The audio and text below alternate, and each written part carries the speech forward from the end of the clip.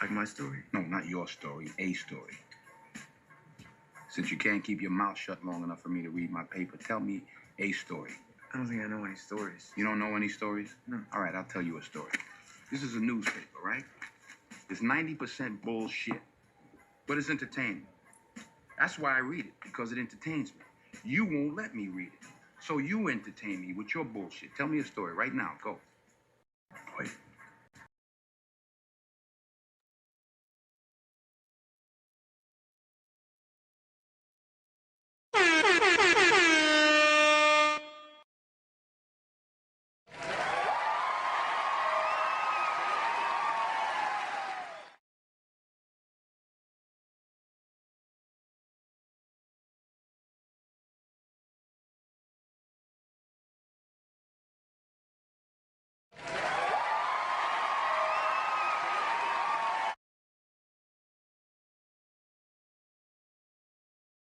All right, hold on.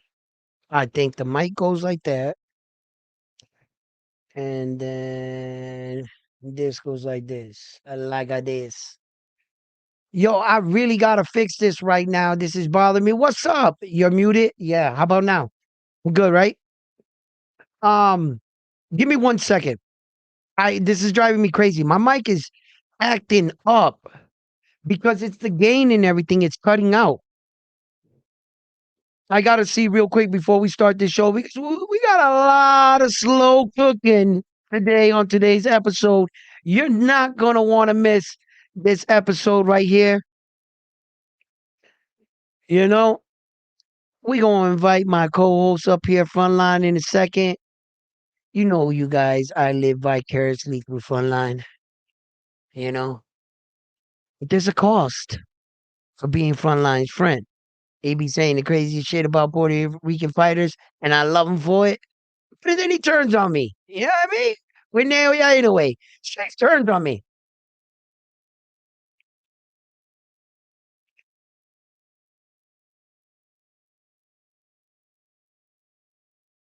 Okay.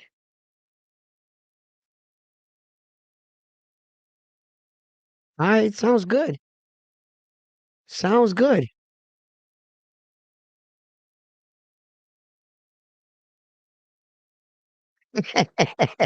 There is a cost. Yo, so let's talk about it. I think I sound good. Might be a little low. I don't know. But I think it sounds a lot better than what I had it. So let's let's go with it.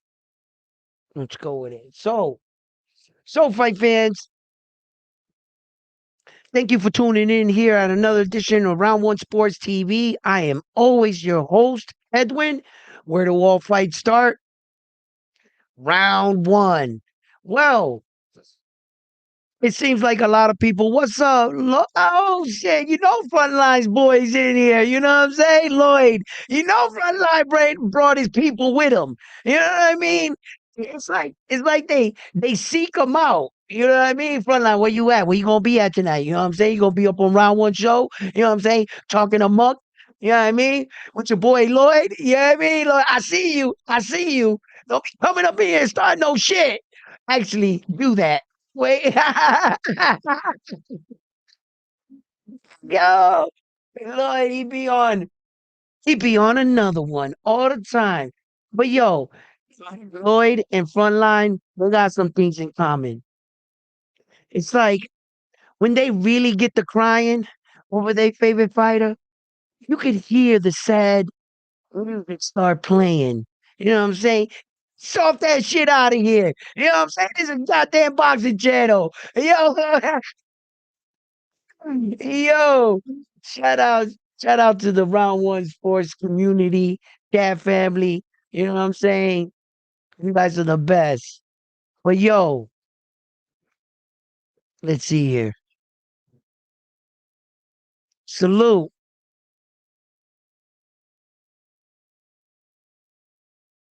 Everybody, thank you for tuning in, joining. As you guys, what's up, Frontline? Yup, saluting everybody in the chat. Yo, listen, guys. I was talking about this morning, about this Xander fight, I wanted to touch up on a few things as soon as Frontline comes up here and everything too. We're gonna get to the Oscar Collazo fight and what took place there. I think Oscar Collazo did a hell of a job. Shout out to Mexico. I'm not gonna say that Mexico's down bad on this one. Not on this one. Not on this one. Even though the Mexican man, he didn't even last 2 rounds.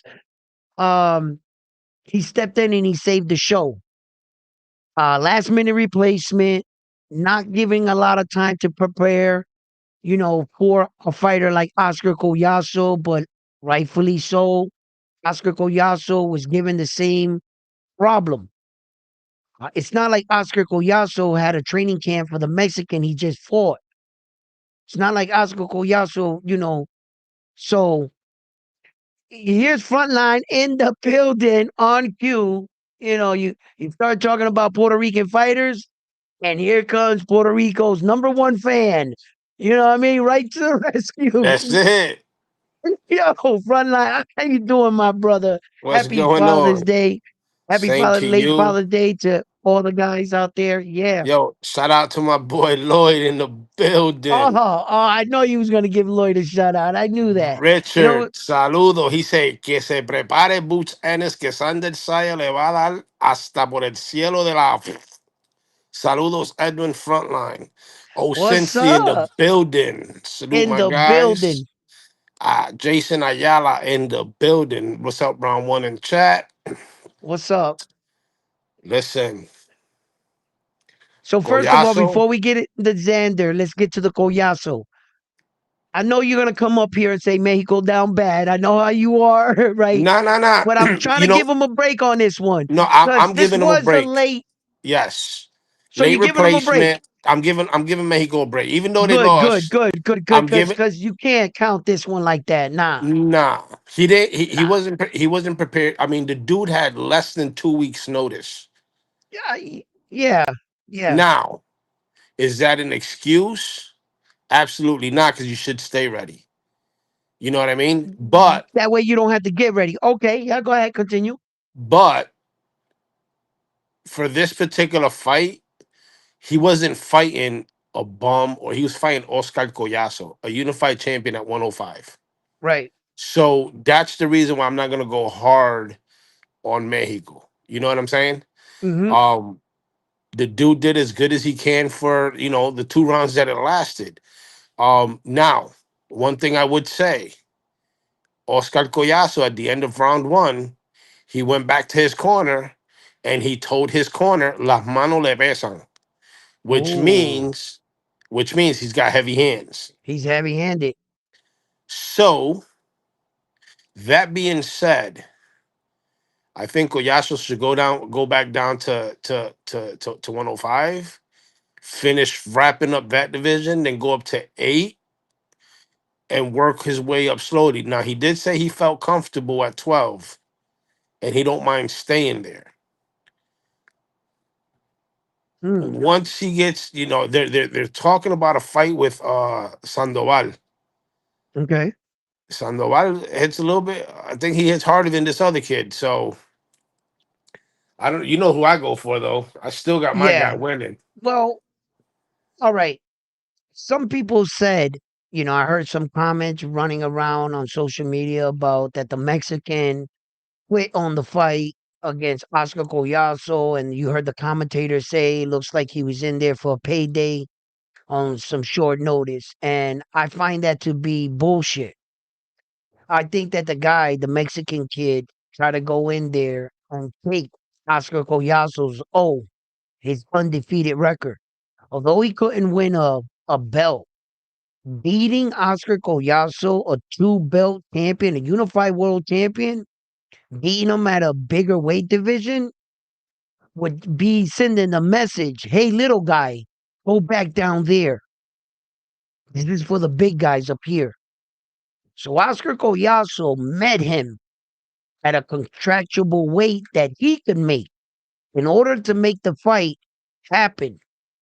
That Mexican dude went out there and he was trying to knock Oscar Collazo's head off. What Yes, he happened was. was Oscar Collazo caught him with a shot and almost spun him around. When Oscar caught him with that shot, he couldn't believe how hard Oscar just hit him. It was like I literally saw Oscar Collazo take the fight out of that Mexican dude. He gave up, he did on himself. But I think once he knew he was a beaten man, once Oscar, I think the shot that really took that Mexican dude out Was is the when Oscar second hit him in the temple. knockdown. Yep. Yeah, he hit him in the temple. And that one really shorted his motherboard. He checked out. He checked out of the fight. But in the beginning of the fight, that Mexican dude was trying to rip off Oscar Collazo's head. Make no mistake, Skr took the fighter out of him. So when the commentator's like, "Oh, he was here for a payday," he did it. Yo, shut the fuck up. Yeah, because in That's the a first lie. round, like I said, in the first round, Oscar Collazo went back to his corner and he made it clear. He made it very clear. He said, "Le pesan las manos, But he did call the champ. Look at my man says he called the Mr. champion out Itachi." at 112, Yeah, he right? did. Yeah, Sandoval. So even though he felt the power at that weight, he's got to get acclimated to the division. I would like for Oscar Collazo to move up, but this spells bad news for Puerto Rico, in fact. If we're not careful and we're not reading the landscape of boxing, if Oscar Collazo leaves his division, he has to vacate those two belts and start over Yeah. to try to get three. He's right there at the cusp of getting three belts. Yeah, but the problem is at 105, the new champion, the one that beat Melvin Jerusalem, I the know. South African kid, he has no interest in fighting Collazo.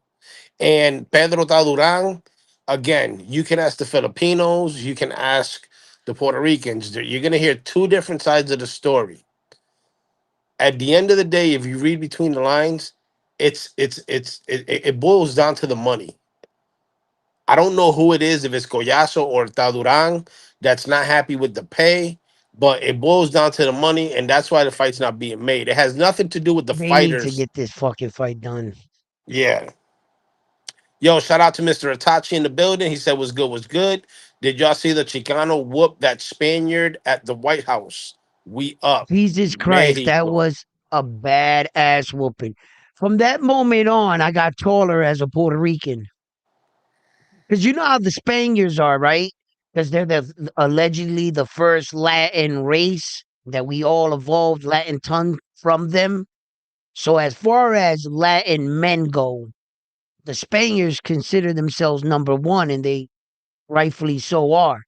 But when that Spaniard got his ass whooped like that, I even got taller as a Puerto Rican because it's no secret, right? Out of all the Latin countries, Puerto Ricans, on average, we're the tallest. On out of all our men, you know, if you Colombia, Mexico, Santo Domingo, on average, we've always been the tallest Latin country. So that's why I say that slick.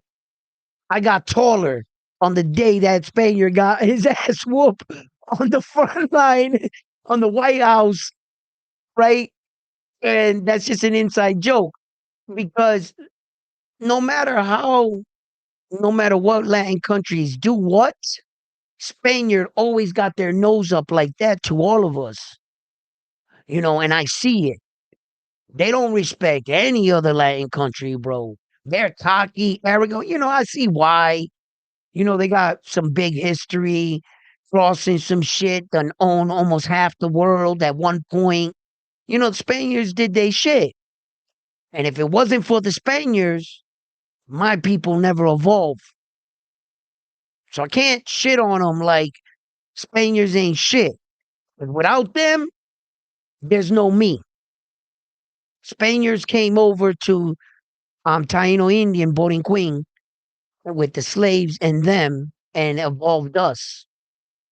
So I can't shit on them completely. Thank you for what y'all did. But I got even taller. When Yeah. that little Spaniard dude got his ass, and when I mean he got his ass whooped, that little cocky motherfucker, right? And it's cool to be cocky, right? I get it. You gotta be that way. but he comes off too arrogant, too a little bit too confident. And boy, did he get his ass whooped. That was karma 101. I saw right there. He left his wife. He got, his head got big. He told old friends, I don't need you. He let the money, fame, fortune, and everything get to him. You say they truly say this in life. Money allows you to be the asshole you truly are. The only reason why most of you are civilized is because you don't got the kind of money to speak freely. You gotta be in that neighborhood tomorrow. You gotta wake up in that apartment or that house next to that neighbor. You're not rich. You're gonna need them one day. If your car breaks down, you get a flat. That's why you don't talk back and say stupid shit to some people. You hold your tongue. But when you have money, it really gives you the freedom to be the asshole you truly are. You'll Hey, never know how much of an asshole you are. Trust me. Go ahead, and uh, Frontline. and the co-main of the Oscar Collazo, yo, shout out to Yair Gallardo. He's a Mexican light heavyweight that trains in Puerto Rico. Bro, he went through adversity that fight. Mr. Chachi says, yes, sir. Justin said that he's got the Aztec warrior spirit from his mom's. Yeah, because Justin Gaethje's mother is Mexican. Yeah, Justin Gaethje's father. What is he? I forget what he is. He's like a real mixture white dude, bro. Justin Gaethje. But he came from a wrestling background. He's an all-American wrestler. Fucking tough dude. Max Holloway knocked him out though. He went one-on-one with Justin Poirier. Um he dusted off Justin Poirier in the second fight though. He's got some great wins and stuff, but no bigger win at 38 years old than beating that Spaniard. That Spaniard got two belts and two weight divisions in the UFC. That's not easy to do. He's just got a little man's complex, and he started fighting in a weight division he really didn't belong in, and he should have did his homework about Justin Gaethje. He's Every German. fighter that ever fought Justin Gaethje says he punches the hardest they've ever been hit, all the way to the unbeaten Nurmagomedov. And hands down, Nurmagomedov said, "No one hit me like Justin Gaethje." I think it was Poirier that said when Justin Gaethje hit him, his tongue and his mouth went numb. Yo, that he gotta get hit hard for that shit to happen. Yeah, he said his tongue went numb. He couldn't talk when he got hit by him. And that little dude went in there and Damn. fought Gaethje like that. Yo, you seen Gaethje's face? That's the first time in my life I can almost guarantee that both his orbital bones are broken.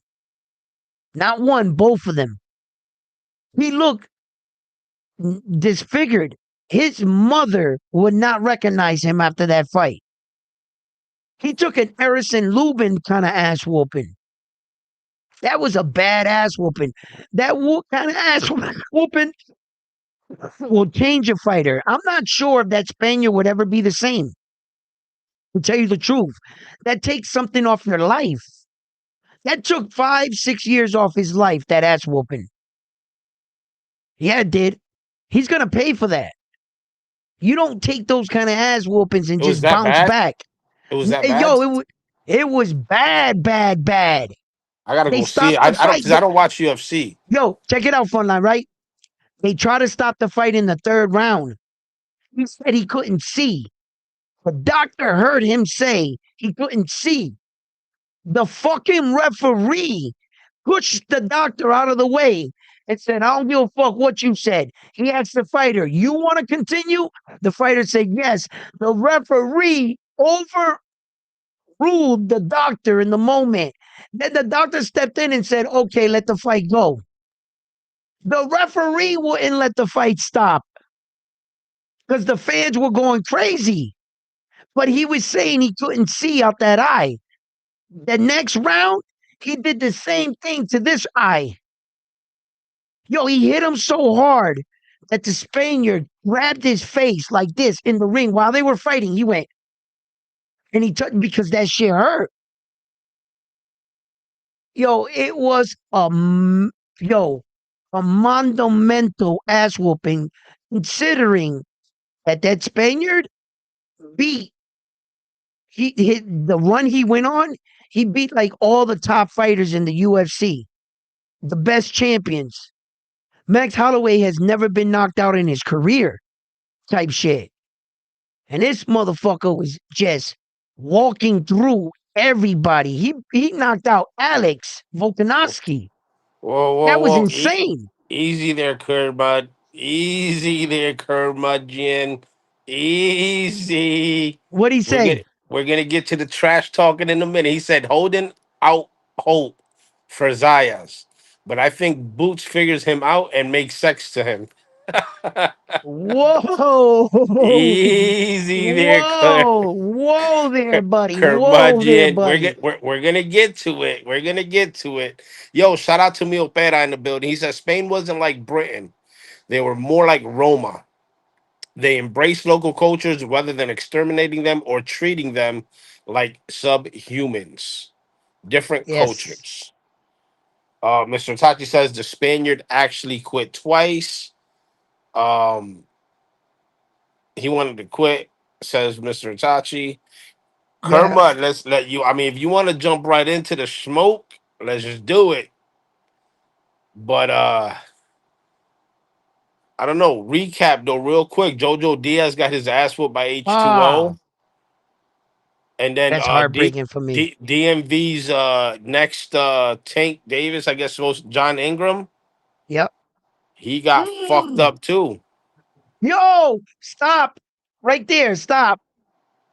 That was an upset. A super upset. Did you see the fight? Yes. Oh my God. Talk about it. Like, that's supposed to be the next, when tanks go in. Like, what happened? Where do you think Let he me went let wrong? let he didn't go wrong anywhere. It was the basic jab, basic fundamentals that Till he got outclassed him. around it. Thank you. Yep. Your basic jabs, your basic fundamentals, and your basic footwork outclassed him that day. Very simplistic. It was. I mean, dude, he was tagging him. That jab set up a lot of big punches. Yeah. It was a good fight. It was actually a pretty close fight in my view. Yeah. But there was a couple rounds that the other dude just walked away with him. Okay. All right. Enough with the small talk. He was supposed to win this fight, Yes. hands down. He fumbled the bag. I'm sorry. America's down bad. Yo, he was supposed to be the next best thing since sliced bread. What happened?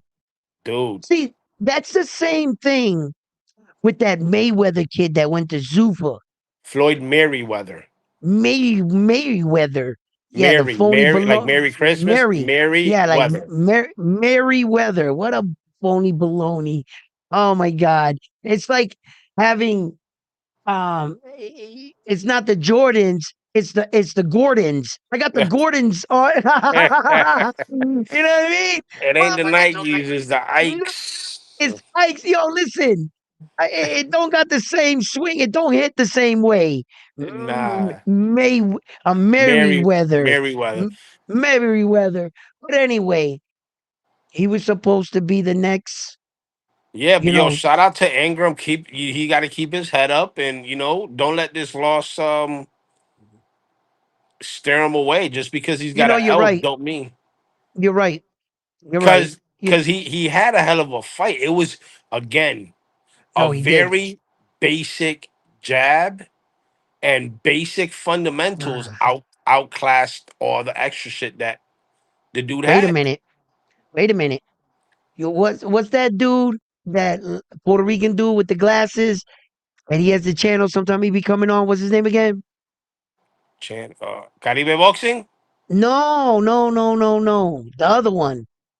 The other one, he be talking about Xander sometimes, and he made a breakthrough and made an assumption about Jerron Boutsennis. Did we see the recipe for what Jerron Boutsennis is gonna do to what come on, unwrap, boxing unwrap. Oh, boxing and rap. Right. Thanks for helping me out. Like no help here. Anyway, like no help. So so he doesn't help. I don't know. Guys, hit the like button. Yo, This is something else. Mr. Itachi, yes, El General is gonna be on the undercard for Zayas. Oh yeah. If I'm not mistaken, isn't he the co-main? Well, you know how these things are. Um, Sometimes you'll see it as the co-main event, then all of a sudden you'll go there and he's like the fucking fourth fight or something. But I actually think he's gonna stay the co-main event. Xander and him were both in the Super Bowl together. Remember that? Yep. Mexico's are trying and Top Rank are trying to promote their next Mexican. You know, you seen David the Monster Benavides earlier today. You know, with the soccer jersey for Mexico and letting them know that we're here supporting. Why? Because now he's choosing his Mexican side and he's gonna try to bring the Mexican fans, and he should. So I just think that it's just promotion. That's it. At the end of the day, Um, that Xander card is stacked up. You know, you got the opener, which I think again, like you said, though, it might change. yeah, I think it's promotion though. I think it's gonna stay. But let's see. I think the opener is gonna be Ben Whitaker versus Popeye Rivera. That's the thing. Actually, that's the only fight that I think can take that co-main spot away from um El General, El General. That's the only fight on that card that can take his co-main spot. What other fight on that card can take Vargas's slot for the co-main event on the Xander Zayas Charon Busenis card? Well, the Jahai Tucker Cedeno is gonna be a It's good not fight, going to be but it's good not a good. enough. Yeah, correct. You're Right. right. A good. Yes, it's not good enough. I They're don't. there. I don't. Jahai Tucker, he suffered the loss against Flaws and shit. And then, the Dominican is undefeated. Okay, great. But neither of them garnish that slot where that you got the Vargas kid. His father was a former world champion. His son's in the Super Bowl. And General's been carrying himself like a real fucking warrior, on and in and out of boxing. He's starting to pick up traction. I can tell you right now, hands down, he's got more traction than both those guys put together. So they can't take the co-main spot from him. The only fight on that card I felt that could take the comb, it was Ben Whitaker against Popeye. It's I don't because think of they'll do Ben that because. Whitaker's name. So okay, you got Juanita Lopez de Jesus. Yeah, he's only like 5-0. He's in the prelims, opening the Yeah. prelims. You got So he's Dennis out the Thompson picture. against Edwin Rodriguez. Yup. They're down there too. Edwin. You got Jerome Quincy Williams versus Jerome Baxter. Then you got Ben Whitaker versus Popeye. Right. Then you got Miliano versus Bryce. Jahai Tucker versus Yudi Cedeno. And and then, and Xander Zayas versus Jean Buchanis. right. I don't think Ben Whitaker and Richard Rivera would take the co-main. I think it's going to be Emiliano Vargas against Bryce Mills. Remember, the co-main is supposed to be something to hype up Okay. the main. Ben Whitaker has a lot of Brits traveling for this dude. He just was headlined in his own country. Did you see that stadium? Did you see that place filled Hmm. for Ben Whitaker? Ben Whitaker is a star out there. that's Correct. trying to get the American public also to recognize him and to take him serious as a threat in the weight division. I always said this. Ben Witter's going to end up beating all these guys to one of those belts. I think they manage him well. I think under the guidance of Ed Hearn now, Ed Hearn is really going to try to talk his guy up into second because he's going to come to the table with numbers. So he's He's at going to light heavyweight. Who's at light heavyweight that you can compete with? I mean, Edgar Berlanga, shit, any of those fucking no, guys Edgar's at that you, Edgar's at 68 well, light under the heavyweight. super That's banner, right? He's no longer oh, I know who Ben Whitaker could fight. who Najee Lopez. they're not crazy to do that. Najee Najee Lopez will Najee would give Ben smoke him. Whitaker he's not gonna smoke him. He would give Ben Whitaker his toughest task. And let me just be, frank. This is boxing shit talking, okay? He bring the bitch out of Ben Whitaker. Yep. That's what would happen. Ben Whitaker can't fight going to the right. He's an awkward fighter ducking. He's a flashy fighter. Don't sleep on Ben Whitaker though. He could, when he gets confident, he can put his punches together pretty good. Najee Lopez, battle tested, been dropped, faced adversity in the moment, came forward, didn't look for an scapegoat, didn't look for all shucks, I'm down. No. His warrior spirit is strong, Najee. Najee makes a lot of mistakes though. He makes a lot of mistakes. He gets clipped. He gets a laxy daisy a little when he's going with the offense once he hits you. He will exchange with you, Najee. He has a problem sometimes moving his head, but Ben Whitaker and him, if you ask me, they're on the same level as far as where they're at in their career. That would be a very interesting fight. I think Najee beats him. Ben has to show me something. He has to show me that he won't allow himself to get trapped in the fight. As of right now, you can trap Ben Whitaker. Work the side he doesn't train on. Work that side, make him swing awkward. You're gonna catch him in an awkward exchange. Keep forcing the side he don't train on, and he's gonna get beat.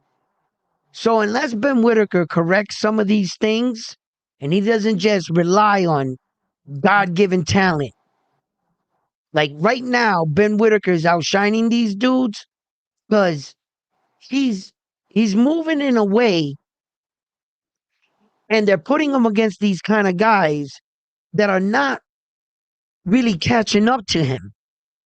He's shining on these guys. Well, go ahead if you want to. Go ahead. Put him in there with Najee if you want to.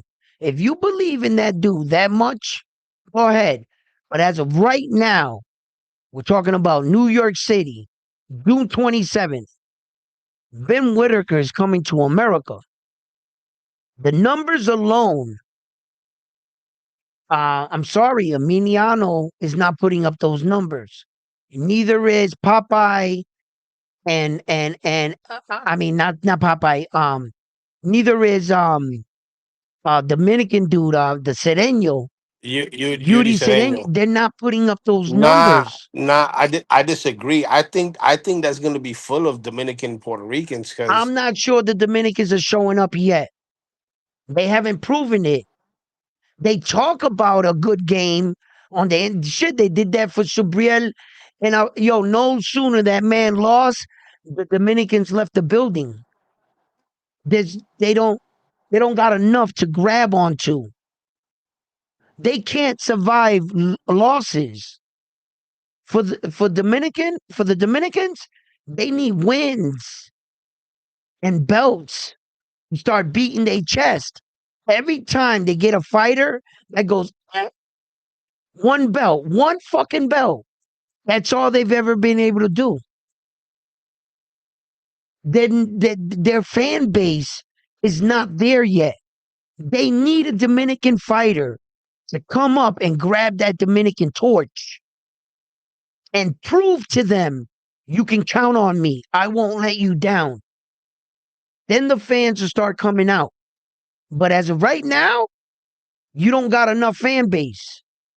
Your fan base for Yuri Cedeno and Henry Cedeno is a mixture between all Latins, Puerto Ricans, Dominicans, Mexicans, all that like Latin fighters that respect other Latin fighters. Older guys like us, not the younger dudes because they're hard headed. They're still in the war, in this invisible war between Puerto Rico and Dominicans. Those are the Puerto Ricans that think small. We as grown-ups, we acknowledge them as our neighboring cousins. There's a lot of Dominicans that came to the islands that we helped.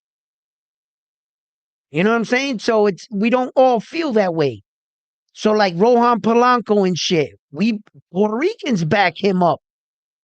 Shit. Yo, speaking of Puerto, Rohan, did you see his fight? oh man, let's not do that because then the Dominican Republic is gonna go back down bad. That was not a good performance. I'm sorry, Rohan.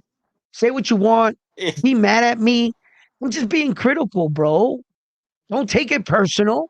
Come back and kick ass. Be the fighter you think your country believes that you can No, no, be. no, not you think. No, fuck that. Let's keep it 100 here, Edwin. Yo, be that fighter that you talk, because he talks a lot of Yeah, shit. I That get it. everybody's easy. Todo el mundo es I fácil, get it. I fácil. get it. Yo me lo gano fácil. No, be that fighter that you talk that you are. Look, I'm not gonna kick Cause them while they let me down. against that. Nah, fuck that. I'm gonna kick him down because he's ranked in the top 15, and a 527 ranked fighter took you the distance, and you're supposed to be this quote unquote knockout artist. Nah, fuck that. Rohan, si está escuchando, ponte para lo tuyo. Ponte para lo tuyo. Deja de estar roncando que con uno de 527 rankeado te llevó la distancia. Deja de estar roncando y ponte para lo tuyo, cabrón. Damn, damn, damn, That's it. damn, bro. That's what I mean. The Dominicans needed that type of fighter. Can Yuri Cedeno, Henry Cedeno, the two brothers, La Bazooka, can they be that fighter? When they step up, there's a fan base right there in front of you. Dominicans, they're waiting, bro, for that fighter. Can you be him? Can you stay Well, dedicated and give your people something in the boxing world to be proud of? we got the rematch de Los Santos and Rayo Valenzuela. That's a great fight. I like that fight. I think that Rayo has matured and Edwin has declined. You know, Rayo just got cut in his last fight above the eye. He won the fight. But he's not been fighting a lot because Rayo got a lot of inactivity coming since the time he won the belt. I think star status. He got what I like to call the champion's curse. And that can get to a fighter's head, and all of a sudden you see him less and less. But Edwin, he's on some shit where he just fought in Santo Domingo, and let's not even talk about it. Okay, that was just a sparring match. Nothing to report there. But And he looked out of shape like a like a motherfucker. motherfucker, bro. Okay, nothing to report there. And then Mini Pacman got fucking Booed gifted out a of win. yeah, yeah. Let Listen, me tell you something. That Mexican kid ah, whooped Eric Rosa's yo, ass. even the Dominicans that were there were booing him and saying the Booed. other dude won. Yes. The Mexican won. The Mexican whooped his ass. His coach raised his hand, was walking him around the ring. Yo, that was embarrassing, bro. Your own people couldn't even go with it. You know, like sometimes you see a robbery, but your people will go with it. Like, they were like, yeah, right? Yo, it was such a lopsided fight. They didn't even go with it. Yeah, that's yo, how bad it yo, was. shout But out to some Dominicans. They didn't go for the bullshit. They was like, man, fuck that shit. See, because like it goes back to what I said. They could become a good fan base. We would really never know because none of their fighters got to that level. What you got for Tuna? well, you made it. Tuna, like, come No, on, bro. Like, no, they got Carlos what? Adames, Who the fuck is? What is he doing? and that's it. You know why they got him? Because he's battle tested. Listen, he's fighting But too far in but between. 10XL19, what's going on? Que la que What hay? He up? said, Dímelo, what's cracking today? What's cracking? And it's Richard said, no pudo noquear un tipo con 20 perdida damn. y una granada. But listen, at the end of the day, you know what the problem is with the Dominican fan base? What? The same thing as the Mexican fan base. Once their fighter loses, they just give up and they don't talk No, about it that's no not more. necessarily true. Okay, Well, not you okay, you you not on you the use Mexican the side, wrong but on the Latin Dominican country to side, explain your point. You fucked up, frontline. You almost said something because the Mexicans didn't turn their back on Saul when he lost to Floyd. it's The different though. Mexicans didn't turn their back on. It's Wait, hold up. The Mexicans didn't turn their back on Isa Pitbull Cruz when he lost to Tank. Well, draw. look at the names you're talking about. Canelo versus Floyd. You're talking about fucking Mini Pacman lost against that Japanese dude who had like fucking 9 fights Okay, when he went to but check Japan. this out. And then he went But to we're and then also he went talking to about the Isa Pitbull Cruz. Who the fuck was Isa Pitbull Cruz before he fought Tank Davis? Nobody. nobody. So, but they didn't turn their back on him. Well, whoa, whoa, whoa, whoa, whoa, whoa, whoa, whoa, whoa, whoa, whoa. Backtrack there, backtrack. Because we may have not known Isaac Big Bull Cruz like that, but all the Mexican people been talking about him forever. I don't know. I don't know about that one, but I don't think that the Mexicans turned their back on necessarily the Mexican fighters. I think they turned their back on the fighters that they can see. This guy right here is fucking around. He didn't look better this time. He looked digressed. And I think as a Mexican, you got to understand that the Mexican fan base, their standards are really high Just like the Puerto for Ricans. Mexican fighters, and they expect a lot out of you. If you could fight yourself out of fucking Tijuana, then you somebody. And that's like your Well, audition. Like Saul did it, and then Julio Cesar Oscar Chavez de la did it. Hoya, Oscar de la Hoya did Oscar, it. they all fought their way out of Mexico, and they became the greatest. So, All right, listen, let's get to the meat and bones of the topic. yep, Xander Zayas versus Boots. okay. Talk to me. Talk to me. Talk to me. Listen, I've always been saying this since the beginning that I've been, look, I've been walking with Xander's career. I understand that Xander's fairly young and he's real fortunate to be where he's at, but he's not lucky. Fortunate, yes, not lucky. Everything that Xander got, he earned the hard way. He didn't get an email belt. He fought for a vacant belt, meaning he fought a man that was competing for the right to be called champion. A vacant belt, title defense. What's the difference?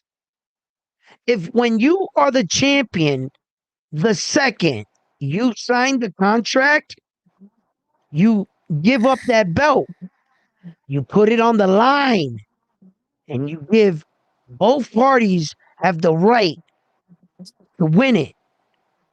So in an actual contract, on the day you sign it, you go into the fight as the champion. You're giving him a shot at the opportunity of taking that away from you. So what is it? The belt's on the line. When you fight for vacated title, you sign a contract to fight for the vacated belt. That's what? On the line. I'm actually fighting a human for it, not a fax machine. I wasn't gifted the right to be called champion. I had to earn it. You understand? Then when Xander earned that right and beat Perez, the way he beat Perez, outsmarted him, because Perez beat the shit out of Conwell. We didn't see that coming. We thought that was going to be a warm-up fight for Conwell to eventually get a title shot. Well, guess who got the title shot? Perez. Why? That Mexican earned it. You can't take that away from Perez. He goes into the fight with Xander. Did Perez have any losses going into that fight with Xander? Yes. Okay. So, you had to remember that. So, Xander beats him. Then he defends the belt against Abbas Baru. Now, I said all of that to say this. Before I had to show you what kind of champion Xander is. I had to set the stage for what he is. Who's he fighting on paper? Jaron Boots Ennis. What does it say on paper? Brother, you're being talked up about with likes of fighters like Terrence Crawford. Terrence Crawford fought multiple 5 divisions, three divisions where he collected all 4 belts, and he has a list of champions he fought. Deron Boots Ennis on paper, he fought 1 world champion. Yeah, you heard it. Is this mic working? Yo, 1 world champion. 1. A guy with his resume reads as such: 1 division, 1 world champion. 2 That's the guy belts. we're supposed to be scared of? The guy that ain't did absolutely nothing. Meaning, okay, talk is cheap. We're here at Round One Sports Talk. What we like to do here is we like to share because we want to bring facts. That's all that me and Frontline want to do. Frontline's a little bit more biased than me, but he still tries to stay on the line, right? Okay. So, for instance, here, okay, this is what I'm talking about, guys. For instance, Saul Canelo Alvarez, let's just take any champion. By definition, Jesus Christ, every time I see his record, it's impressive as. Listen, yo, 63 professional fights, 39 big ways by knockout. The man's only 35 years old. We're not going to see that anymore. But when you go to Wikipedia and you look up Saul Canelo Alvarez, I'm using Saul Canelo Alvarez as an example. If you go to Wikipedia, you look up Duran Buchanan, which we will, you can see that they'll have his professional record, amateur record as such. So this is his professional records. It says 22 opponents, 10 knockouts, beaten in world championship bouts, secondary belts excluded, right? Okay. Now, for instance, it says right here, has a record of 23 3-1, 10 knockouts, and world title fights. See his record? That goes to show you what the man did. These are all the world champions that he fought, and it'll show you the divisions, all his belts. What an impressive fucking resume. Look at this thing. Jesus Christ, all them belts. Now, for example, Jaron Boots Ennis and allegedly beat this guy right here. Why? Terrence Crawford did it. We think Jaron Boots Ennis is better than him. Why can't Jaron Boots Ennis beat that kind of champion? Really? You guys are already saying Jaron Boots Ennis can beat that kind of guy? Okay. Well, then let's talk about this killer that you guys are saying this about. Look at 35 fights, 31 big ways, and 35 fights and 31 knockouts, no losses. This guy gotta be a fucking menace. A real killer. many divisions does this guy got?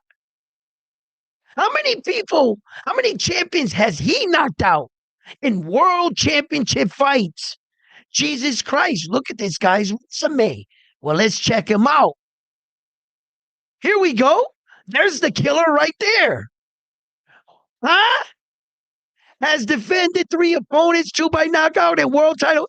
3 opponents and 2 by knockout. One against former or current world champions. One. Where's your names of fighter champions?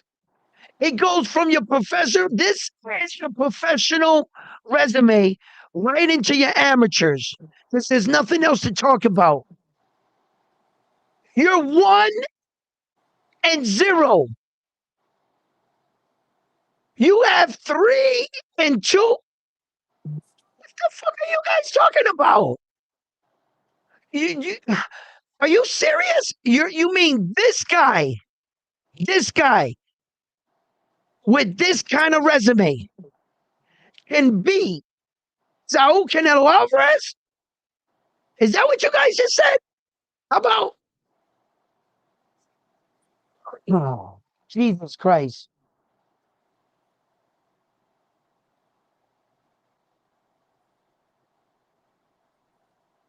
Okay. What about Terrence Crawford? Because allegedly, a lot of Philadelphia fans and a lot of boxing fans said, you know what? Jerron Boots Ennis can beat Terrence Crawford. You can No, no, beat no, Terrence no. Crawford. They say Really? Bud ducked Boots. Abduct him. Okay.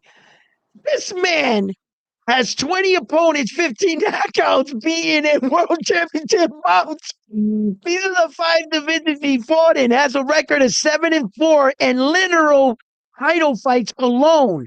He has a record of 12-7 against former current world champions. Terrence Crawford at least fought 12 current or former world champions. And just literal fights, just for the literal, he's 7-0. He got Jerron Boots Ennis beaten with just the invisible belt, Hey, the now for literal shits and belt. giggles, pull up Xander's. I listen, look, wait a minute. Shits and giggles. My God. My God. Look at that. That is impressive. Holy shit. Look at this. 1, 2, 3. Bing, bing. Dispute it up. Dispute it up. Man, you're never gonna see that again in your life. In your fucking life. Jesus Christ. Now that's a resume right there. You might not have a crazy list of names, but your Mio, I accomplishments, Mio, pero, I agree with you. I've said it before. I've said it before. I don't know if he knocks him out. Edwin thinks he's gonna knock him out. I think he's going to stop him. I I really believe that, brother. I I I really, I I, I really really hope believe that. Look at the I young man, fucking Puerto Rican, being right there. Damn it. This I re, motherfucker is, look at him. I really hope he 23 fights, stops him. 13 by knockouts. What are you saying, Frontline? Get it out. No, he said, mark my words, Zayas will drop Ennis. I think Um, he is. what everyone is counting out, his punching power will show up. Listen, Yeah. I've said this before on Edwin's show, and I've said it in other platforms. My view of the fight is I see Xander winning by unanimous decision, and in between those rounds, I see a flash knockdown. Now, Edwin sees it different. I see it different. Ed and shout out to Richard. Richard said Xander by TKO round 9 or 10. Puñeta. Nice. Frontline, what I say? Yeah, late rounds. Yeah. Did what I said? Me. No, I said 9, 10. He's gonna knock him down. I'm telling you. No. But Richard said he's gonna knock him out TKO. I think he gonna might stop him round 9, 10, 11. And I say if he's still there in the 12th, he should dust him off. I I think I that's when said everything's gonna get heavy for Xander. here's what a lot of people I don't mean for Boots. understand. Everything's gonna get heavy for Boots. Oh yeah. Rounds 9, 10, and 11. Because what I need to see is Jerron Boots Ennis after the 6th round with 10-ounce gloves. The equipment changes. And for any fan out there that thinks, no, Xander trains and spars with 16-ounce gloves, this, that, and the third. What happens is when you train with bigger equipment, you're a bit more sloppier. And the holes that you see are going to be less because the equipment's so big and bulky. So you're not going to get hit with bigger shots. Your hands are going to be prepared for the weight. But on fight night, when you have the anxiety and everything's running through you and you're making your ring walk, it might just be another day in the office for some guys. But underneath all that, those nerves are going to generate and get you tired. At a new weight division, 154, I've never seen Jaron Boots past the sixth round. I already got information on Xander. I don't question that. See, when Xander started to gas out a little against Abbas Baru and against Chino Perez, because he fought guys in the division that can meet his intensity. They were bringing up Xander's heart rate. I'm not sure Jaron Boots can keep that up. He's going to run into the same wall that Xander ran into. What Xander had to learn how to adjust by being tired while he got laid further in his career, started doing 12-round fights. Xander's career went like this. 1 minute he was fighting in 8-round fights, then like 1 10 round, 10 round, then 12s. He had to adjust on the job. Jaron Boots has way more 12-round fights scheduled. He just never got to the 12 rounds except with Karen twice. That's all. So he doesn't really go deep into fights. So I'm telling you, if Jaron Boots is still standing in the ring with Xander, when we get to the second half of the fight, I'll tell you who Jaron Boots is. That's my take. That's what boxing has taught me. And I just think that Xander's strong, fundamentally sound, and he's not a stupid fighter. He grew up in America. He went through all these tournaments fighting all these young black American slick style fighters. From the Shakur Stevensons, you name it. Xander done sparred against them all. Then he just had a growth spurt on one summer and got big. But Xander has been in the ring with. I remember they asked Xander, "Who is your the best guy you ever sparred against?" And he said, "I forget who he said, but he sure the fuck didn't say Shakur Stevenson." If you're in there with guys that can move, what the hell do I think Jaron Boots is going to do that's so special? That's going to really just outsmart Xander with something he's never seen before. He never got caught with that sequence because he never met a fighter that slick. That's bullshit. Hey, Xander came up in all these amateur brackets with all these New York and Philly kids. All through that, the Schofields with them, they all talk about Xander. I got Xander's a a nice dog. list He's a of dog. I got a nice list. Yo, these guys are sadly mistaken. Xander is not a Puerto Rican that was trapped on the island, that was stubbornly raised by Puerto Rican trainers that didn't want to incorporate the American slick style. Xander's a Puerto Rican born, island born fighter that's American raised in the art of boxing. He's pretty slick in his own right. He's just not flashy. You might take his boxing and might not think, but Xander is doing shit in there. He's scoring. He's not flashy. He's not that kid. Got that all the dribble. Got the Jordans on. Got the head bandana. Got the shirt on. Jordan shirt, but he can't score. He want to look good, but can't score. Xander's a scorer. You're gonna see that June 27th. Mio says Xander has discipline. He's consistent like an old experienced fighter. You don't Yeah. see his game going off the windows like Ennis. I heard today, I don't know how true it is, but I heard somebody say today that Top Rank was against Zayas fighting Boots. I've never read or heard a report of anybody from Top Rank saying that they were against Zayas fighting Boots. On the contrary, what we heard before he even stepped in the ring with Boots, they extended Xander's contract. That tells me something totally different. No, not necessarily. Yo, shout out to Not Nations Chosen by God. He said it is confirmed that Naoya Inoue will have a special fight next year in February, and you guess who it is from Ohashi. that's what's up. We're gonna talk about that on a later show and everything. Um, but let me tell you something right now. Back that up. What you were saying about Xander again. Bring that back to me. I heard somebody today say, Okay, stop. I got it. Once you said that, I got it. Look, check this out. I believe it. I believe that Top Rank never wanted this fight. I think that Top Rank knows how to manage their fighters. And when Xander said he wanted this fight, they said, Xander, please don't do this. You don't need to take this fight. But what is a promotional company's job? What's their job description? A lot of fans get lost in this and they forget. Promotional company takes you on as a client, and their main job is to get you the fights you want, not the fights they want.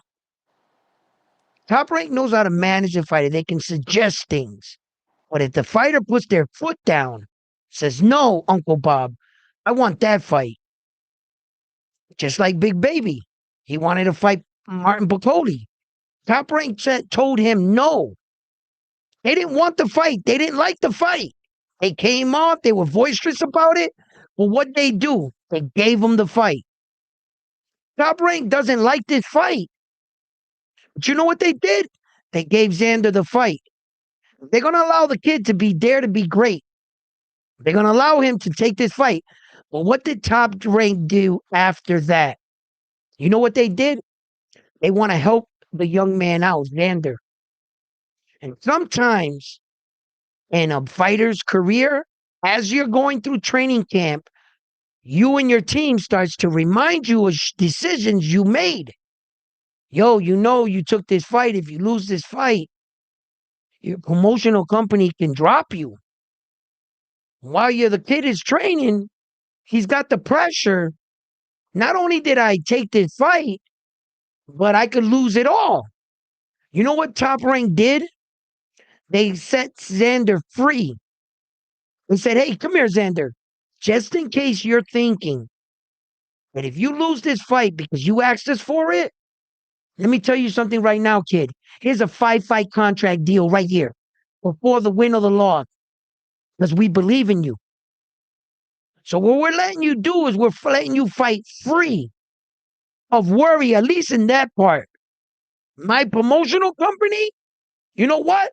They're backing my decision. Win, lose, or draw. I'm not waiting for the outcome of the fight to see if Ed Hearn leaves me. So we have Matthias, Liam Barrow.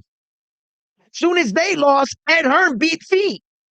Then he left them out there by themselves. We see that happens to the fighters. They took the fight. He wanted that fight against Richard Hitchens. Well, they ordered it actually, right? He took the fight, lost. No more Ed Hearn. You know what Top Rank did? They said, yo, kid, let me tell you something. We didn't sign you at 17 because we didn't believe in you. In fact, 5-fight deal before the fight even happens. Why? Win, lose, or draw, you're a top ranked guy. And we're locking you in. You got a future with Top Rank, and we're gonna promote your fight, Xander. Xander's out there training with no worries that his boxing career is not gonna go further. He's free. Concentrate on the fight, son. Bro, you don't know. When I talk boxing, I talk about all ins and outs. You don't know how important that is when your promotion, it's just another weight off your shoulders. And I'm really looking and digging in this fight. And I'm really asking myself, yo, Edwin, are you blind right now? Because he's Puerto Rican and you really want him to win? Are you becoming a prisoner in the moment, Edwin? And I'm like, nah, bro. Really think this dude can fight. Not only can he can fight, he can box. He's smart, Xander. And I look at everything, all factors. The weight, the gloves. Look, Jerron Boots in is for all these fucking pictures. You see this right here, this picture on my screen, in fact? You're gonna notice something. Look how tall Jerron Boots Ennis is to Xander right there. Brother, you could put soles in your boots. You could wear platform boots all you want. Jerron Boots Ennis, just to grab some height. But when you come out on fight night in those flat boxing shoes, we're gonna see. Or how about on weigh-in, the day of the weigh-in, when they don't got no sneakers on? You're gonna see right then and there the real size of Jerron Boots Ennis and Xander. I said all of that to say this. Yo, please do me a favor. Reach down right now, hit that like for me. Hit that like button for me. Come on, we gotta get this video up to at least 50 likes. Come on. You're gonna see for yourself what I'm talking about. When Jerron Boots Ennis makes weight, how much is he gonna replenish on fight night? And how much is Xander gonna replenish on fight night? What do you think Xander's gonna weigh in on fight night? And hell, before you even answer that, just answer me this. What do you think Xander weighed in fighting Chino Perez? What do you think he weighed in fighting Abbas Baru? Those guys, do you think that they're bigger than Karen that Jerron Buten is for? Go look at Karen and look at Abbas Baru and look at Perez. That skinny, weight drain Russian dude took you 24 rounds. Karen looked like he cut too much weight. He looked depleted in the fight. And remarkably, he was able to fend off the Phenon. Let me catch up with the chat real quick, Edwin. Oh, Jason's Jason says these Boots fans are just amazed by Boots' slick style of beating C-level fighters his whole career. Low nose boxing salute in the building. He says Teal versus Rody August. Mio says when Xander starts landing at a higher rhythm than Karen with way better defense skills and power, ay mama. 10XL19 says, I got Xander winning, hopefully by KO. I'm leaning more by decision and solidifying himself as the face of PR. If he wins by KO, va a ser la cara del Caribe, cojones. QS17, salute. He says, hit that thumbs up and subscribe. L will. L will. L will. My brother, we're going to talk about it.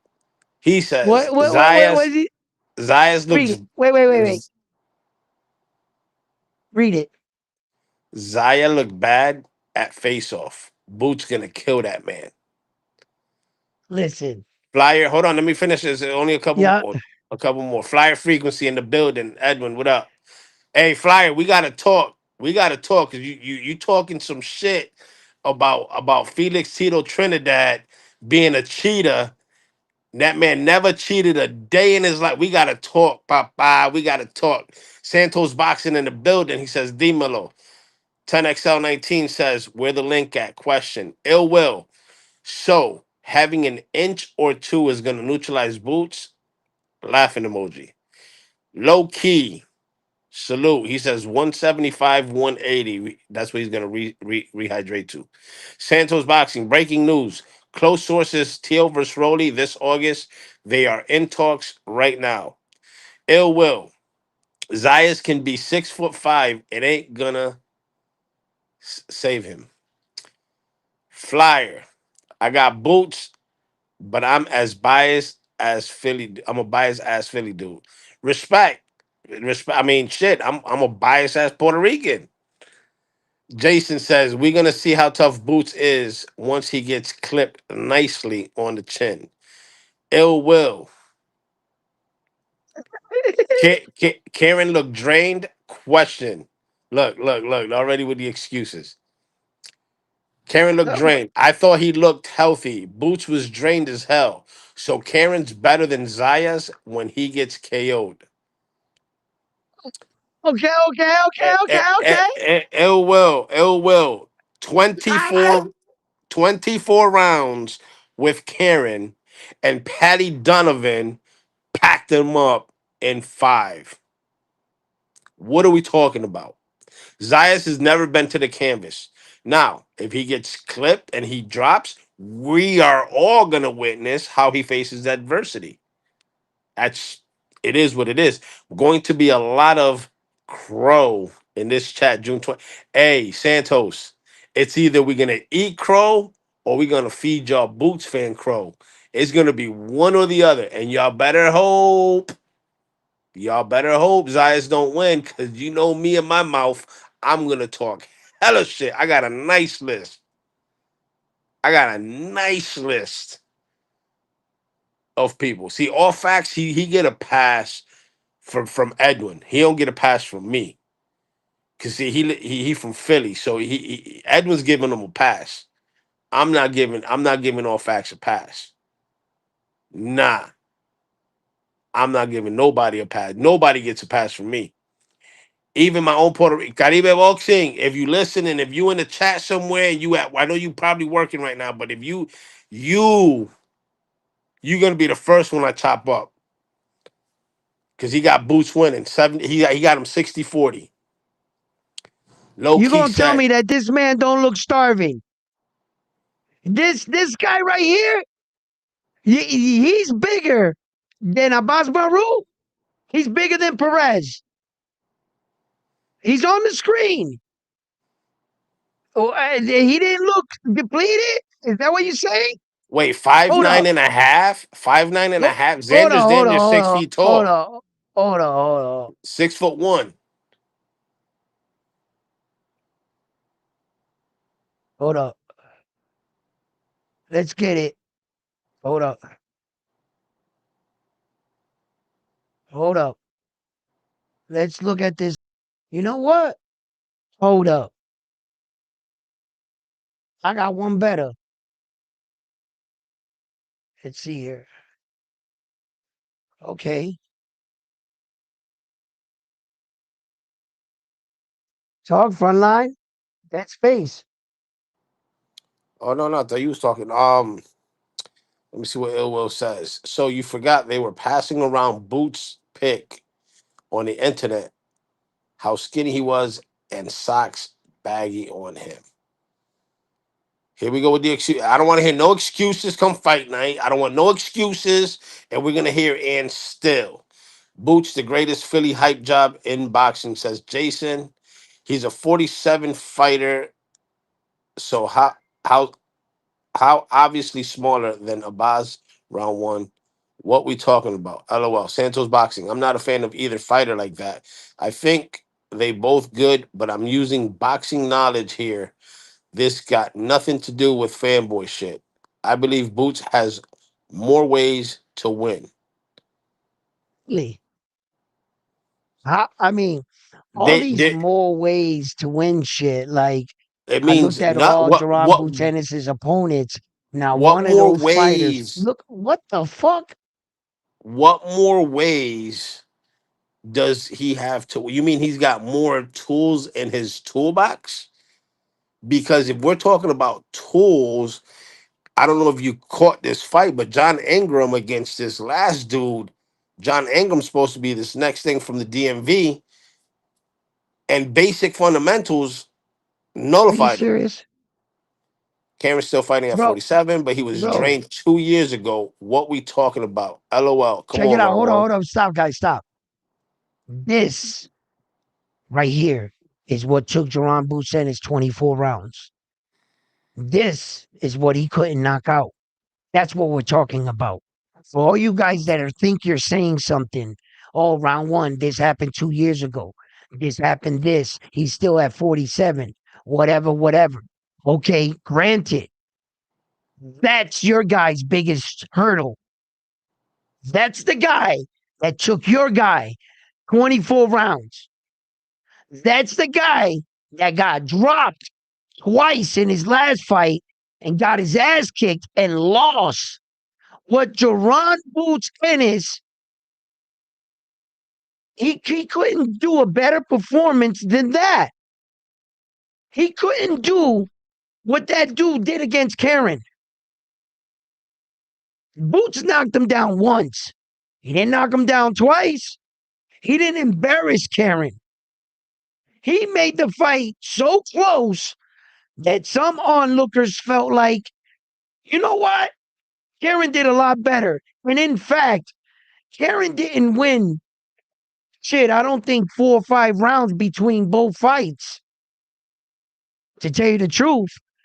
But the rounds they were like Boots did just enough to win the round. It wasn't like convincingly. The rounds slightly went to Boots. And he won in a lot. I think that he won a lot of rounds. Karen didn't really win a lot of rounds against Jaron Boots Ennis, in fact. That's not the point But though. I think the but point that is doesn't that tell the story. He these struggled. these Boots fans are saying that he's gonna knock Zayas out. He struggled. No, And he struck. That's the point Karen. we're trying to make. If you put fucking Karen in the ring with Xander, he gets knocked out. That's the bottom line. That is the bottom line. You put Xander in the ring with Karen, Karen doesn't make it out that ring. He doesn't. If you put Lima in the fight and to fight Xander, the one that Jaron Boots Ennis knocked out at 154 in one round, guess what's going to happen? Xander Zayas is going to knock him out in one round. Same shit. It's not like Jaron Boots Ennis went up to 154 and starched somebody. I don't want to say that Lima's a nobody, but he wasn't on that level. Let's be honest. Who has Jaron Boots Ennis starched that you can look back and you say, you don't want to know something, round one? Jaron Boots Ennis beat X, Y, and Z, and Xander can't beat those guys. Who? Now, there's a flip side to this coin. You can't say that about Xander's competition. Why? I'm not sure if Jaron Boots Ennis just beats Abbas Baru. That would actually be a fight. Yeah, Jaron Boots Ennis might win against Abbas Baru, but it would actually be a fight. And If I put not to Jaron mention, Boots Ennis in there with Tino Perez, what do you think's going to happen? A fight's going to break out. He's not going to like. So it's obvious that Xander fought the tougher of the competition. It's obvious. There's Flyer, no. yes, Boots has a lot of KOs, but against who? Against who? You're gonna tell me Aveninian, okay? You're gonna tell me Lipinets, okay? Who else? Not Staniones. Yeah, Who else he he got? did stop Stanionis, Okay, but Staniones. Stanionis came into the fight with 11 fights. Not only 11. 11, not only 11, no, 15. There was 15 fights, Oh, but 15, 15. he was off of a 3 year. Well, he fought one time in 3 years, No, he fought one and time in 3 years. the day of the fight, his wife was given labor, Yeah, and it's no Stanionis, yeah. excuses. It's no excuses, No excuses, but you but it's see, just things to think about. look, here's the problem. fight fans got to be a little bit like, they got to back up a little. You can be a prisoner in the moment Hey, and real be a quick, little Edwin, bit, because look, they're yo, saying how many Olympians on Xander's resume? Boots got 3. Go to Wikipedia again, real quick, and pull that up, real quick, for these guys. hold up, hold up, listen, no, they don't want to do this. I don't want to No, shit on I want you to do Jerron it. Butenis. No, I don't want to. I don't. Now we got to do it. We got to do it. We got to talk Li- facts. I know. Sometimes these fans can get too much into their feelings and they're talking Jerron Butenis like he's this real killer, but he's not. Jerron Butenis is just, you're just a Hey, fan. real Wait, let me quick explain. for Wait, ill. stop frontline. Wait. The thing is that, yo, guys, your boy is not battle tested. He's the true definition of putting the cart before the horse. You guys are talking Jerron Butenis of what you think he could be, not what he has proven. Jerron Butenis is not proven in no sense of the word. Yeah, Santa And says and fought more champions than Xander. This is just facts. Let's go on box track together and look. he fought more Edwin, do champions it. than Zant. Do it. Oh my Do it. God.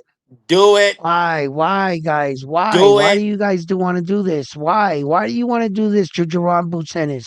And then For what and then reason do you guys we're, get out of this? let me just get Like, this you're out the gonna way real quick. lose.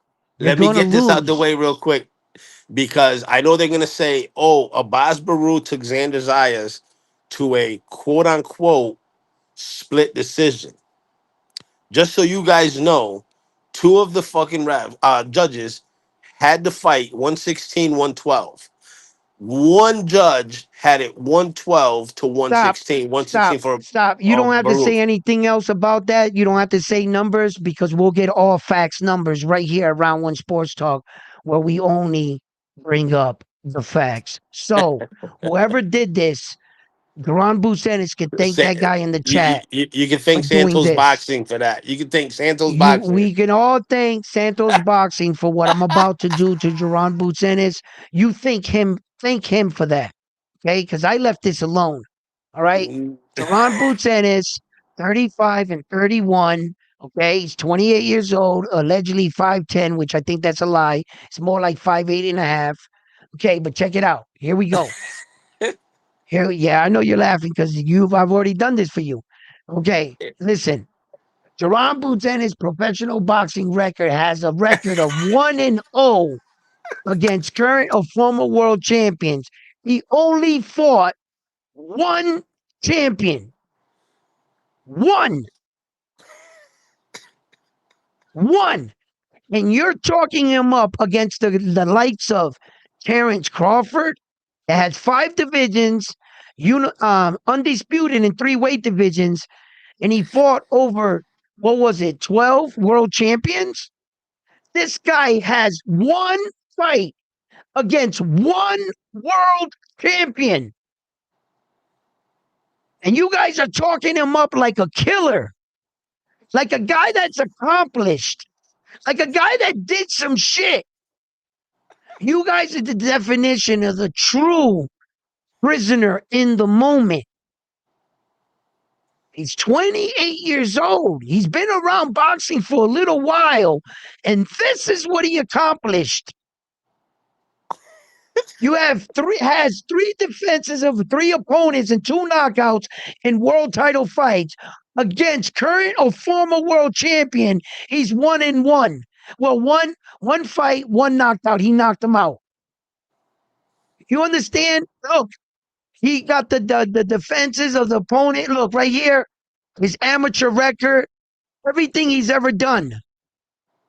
The gold medalist that he faced, all that shit you want to bring up, it's all here. He's even his minor title that he won, a silver welterweight title, WBC. It's right here. Look, he fought Gary Antoine Russell in fucking in the amateur in the Olympics. Look, Olympian, U.S. Olympians.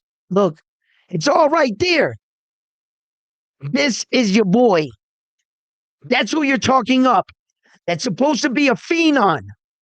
that he can beat anybody in the division. He is battle tested and proven to all of you that one former or current world champion. That's your guy. That's your Yeah. guy. Bobo, Stop. saludo, Check it out. papi. Wait. That's your guy. That's your guy. Listen. Listen. That's your guy. Okay, we can take anybody. I'll take Uzi. I like to use Canelo. Since Canelo, I like that interesting thing we did. Look at this. Look at this is what a real champion's resume looks like. 22 beaten in world title fights, 10 knockouts. In against world champ has a record of 23, 3-1, 10 knockouts in world title fights. Against former current former world champions, he's 21, 3-1. Right there. Yo, And all to of a be fair, sudden, you pull guys up are saying pull up Jerron Xander's. Tennis can beat who? Pull up Xander's. Just to be fair, pull up Xander's. No, Xander don't got anything accomplished neither. Xander's young. He's only 23 though.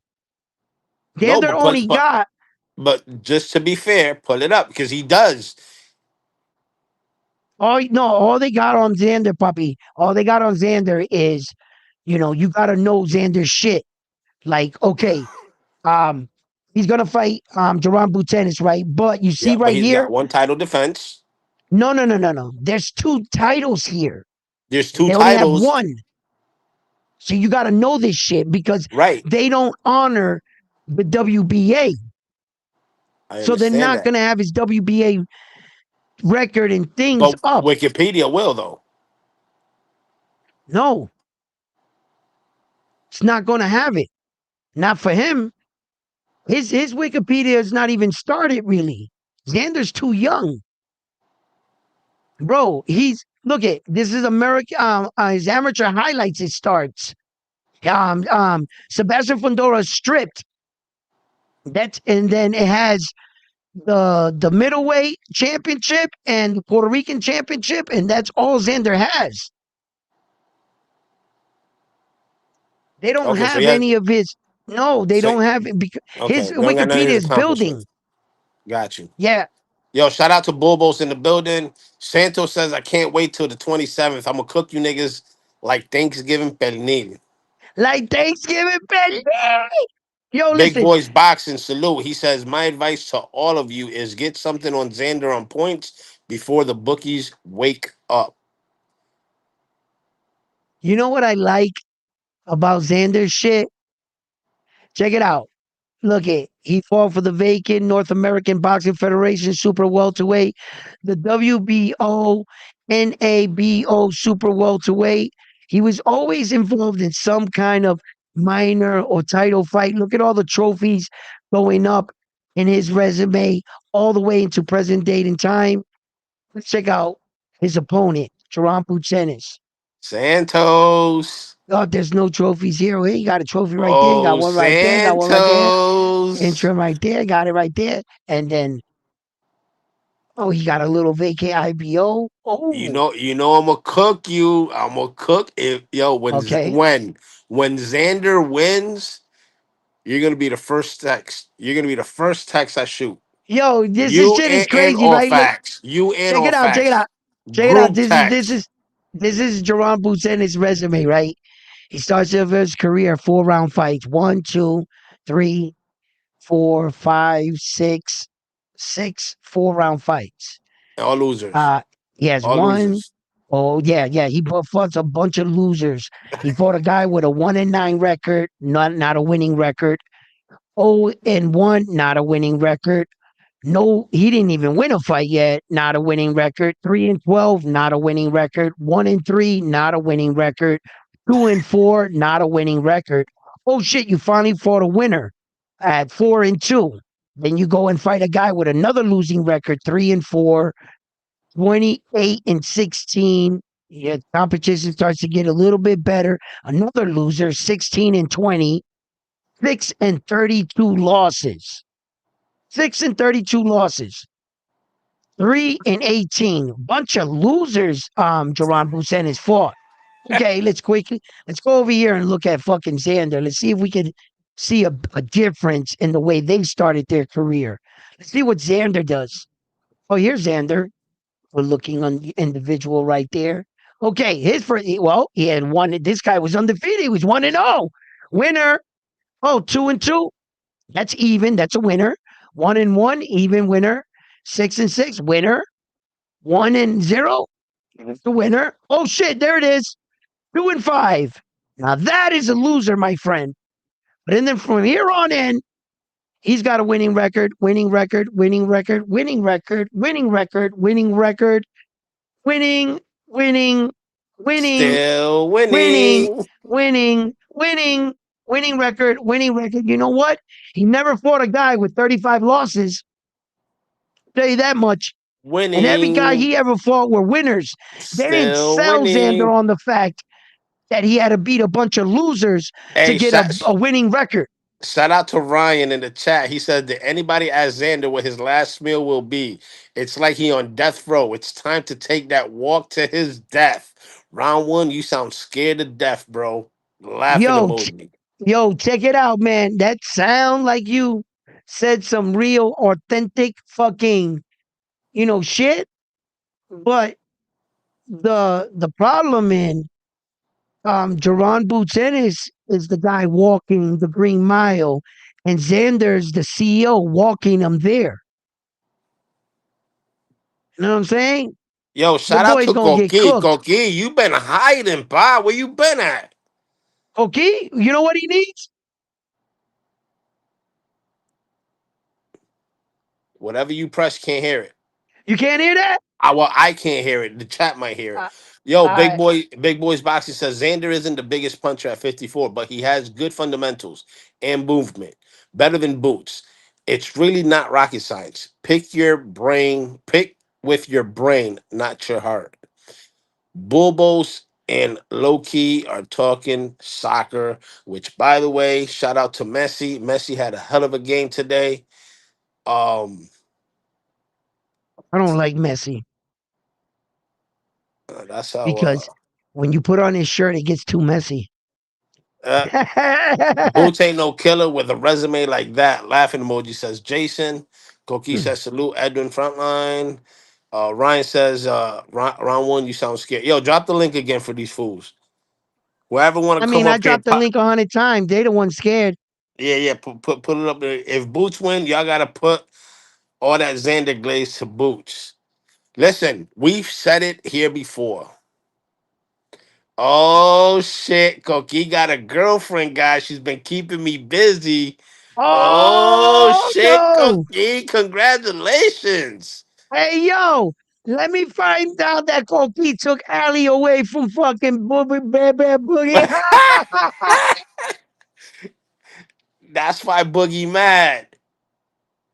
I'm taking her.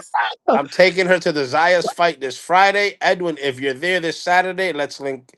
Let's link Friday. I'll take you to a PR restaurant with my girl this Friday before the fight. Koki, hit me up. I might just take you up on that. Yeah. Ill Will says this is stupid. Boots never fought amateurs. He had to start at the bottom. You know they choose where you can start based off of your amateur record. Zayas was signed to top rank at 16 at that. Okay. Wait. Stop right there. Stop right I'm there. not Okay. You were right about everything. Vander was signed at 16. Duran Bucenis wasn't. He was in the same tournaments, the same American brackets, all the scouts for top rank. The same scouts that saw Duran Bucenis saw Xander. And you know what they said? Sign that kid at 16. They let Duran Bucenis walk right by them. You think Duran Bucenis didn't wear his fair share of amateur fights? That Duran Bucenis in the city of Philly wasn't known by top rank? That's right next door?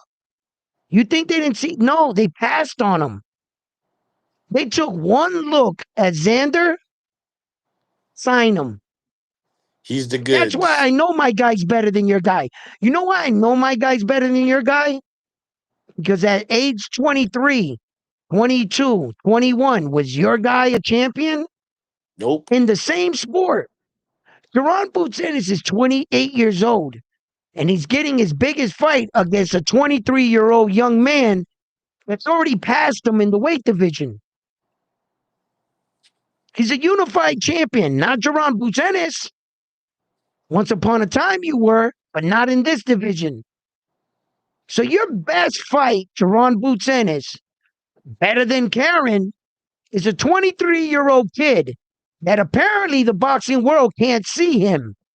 But I understand that everybody can't see greatness. Not everybody saw Michael Jordan's greatness, Tom Brady, right? I understand that you're not going to be able to see Xander for what the talent he is. He is actually a lot further than Deron Boots Ennis is. He is. If at 23 years old, his skills can bring them both on the same stage, then what's the difference?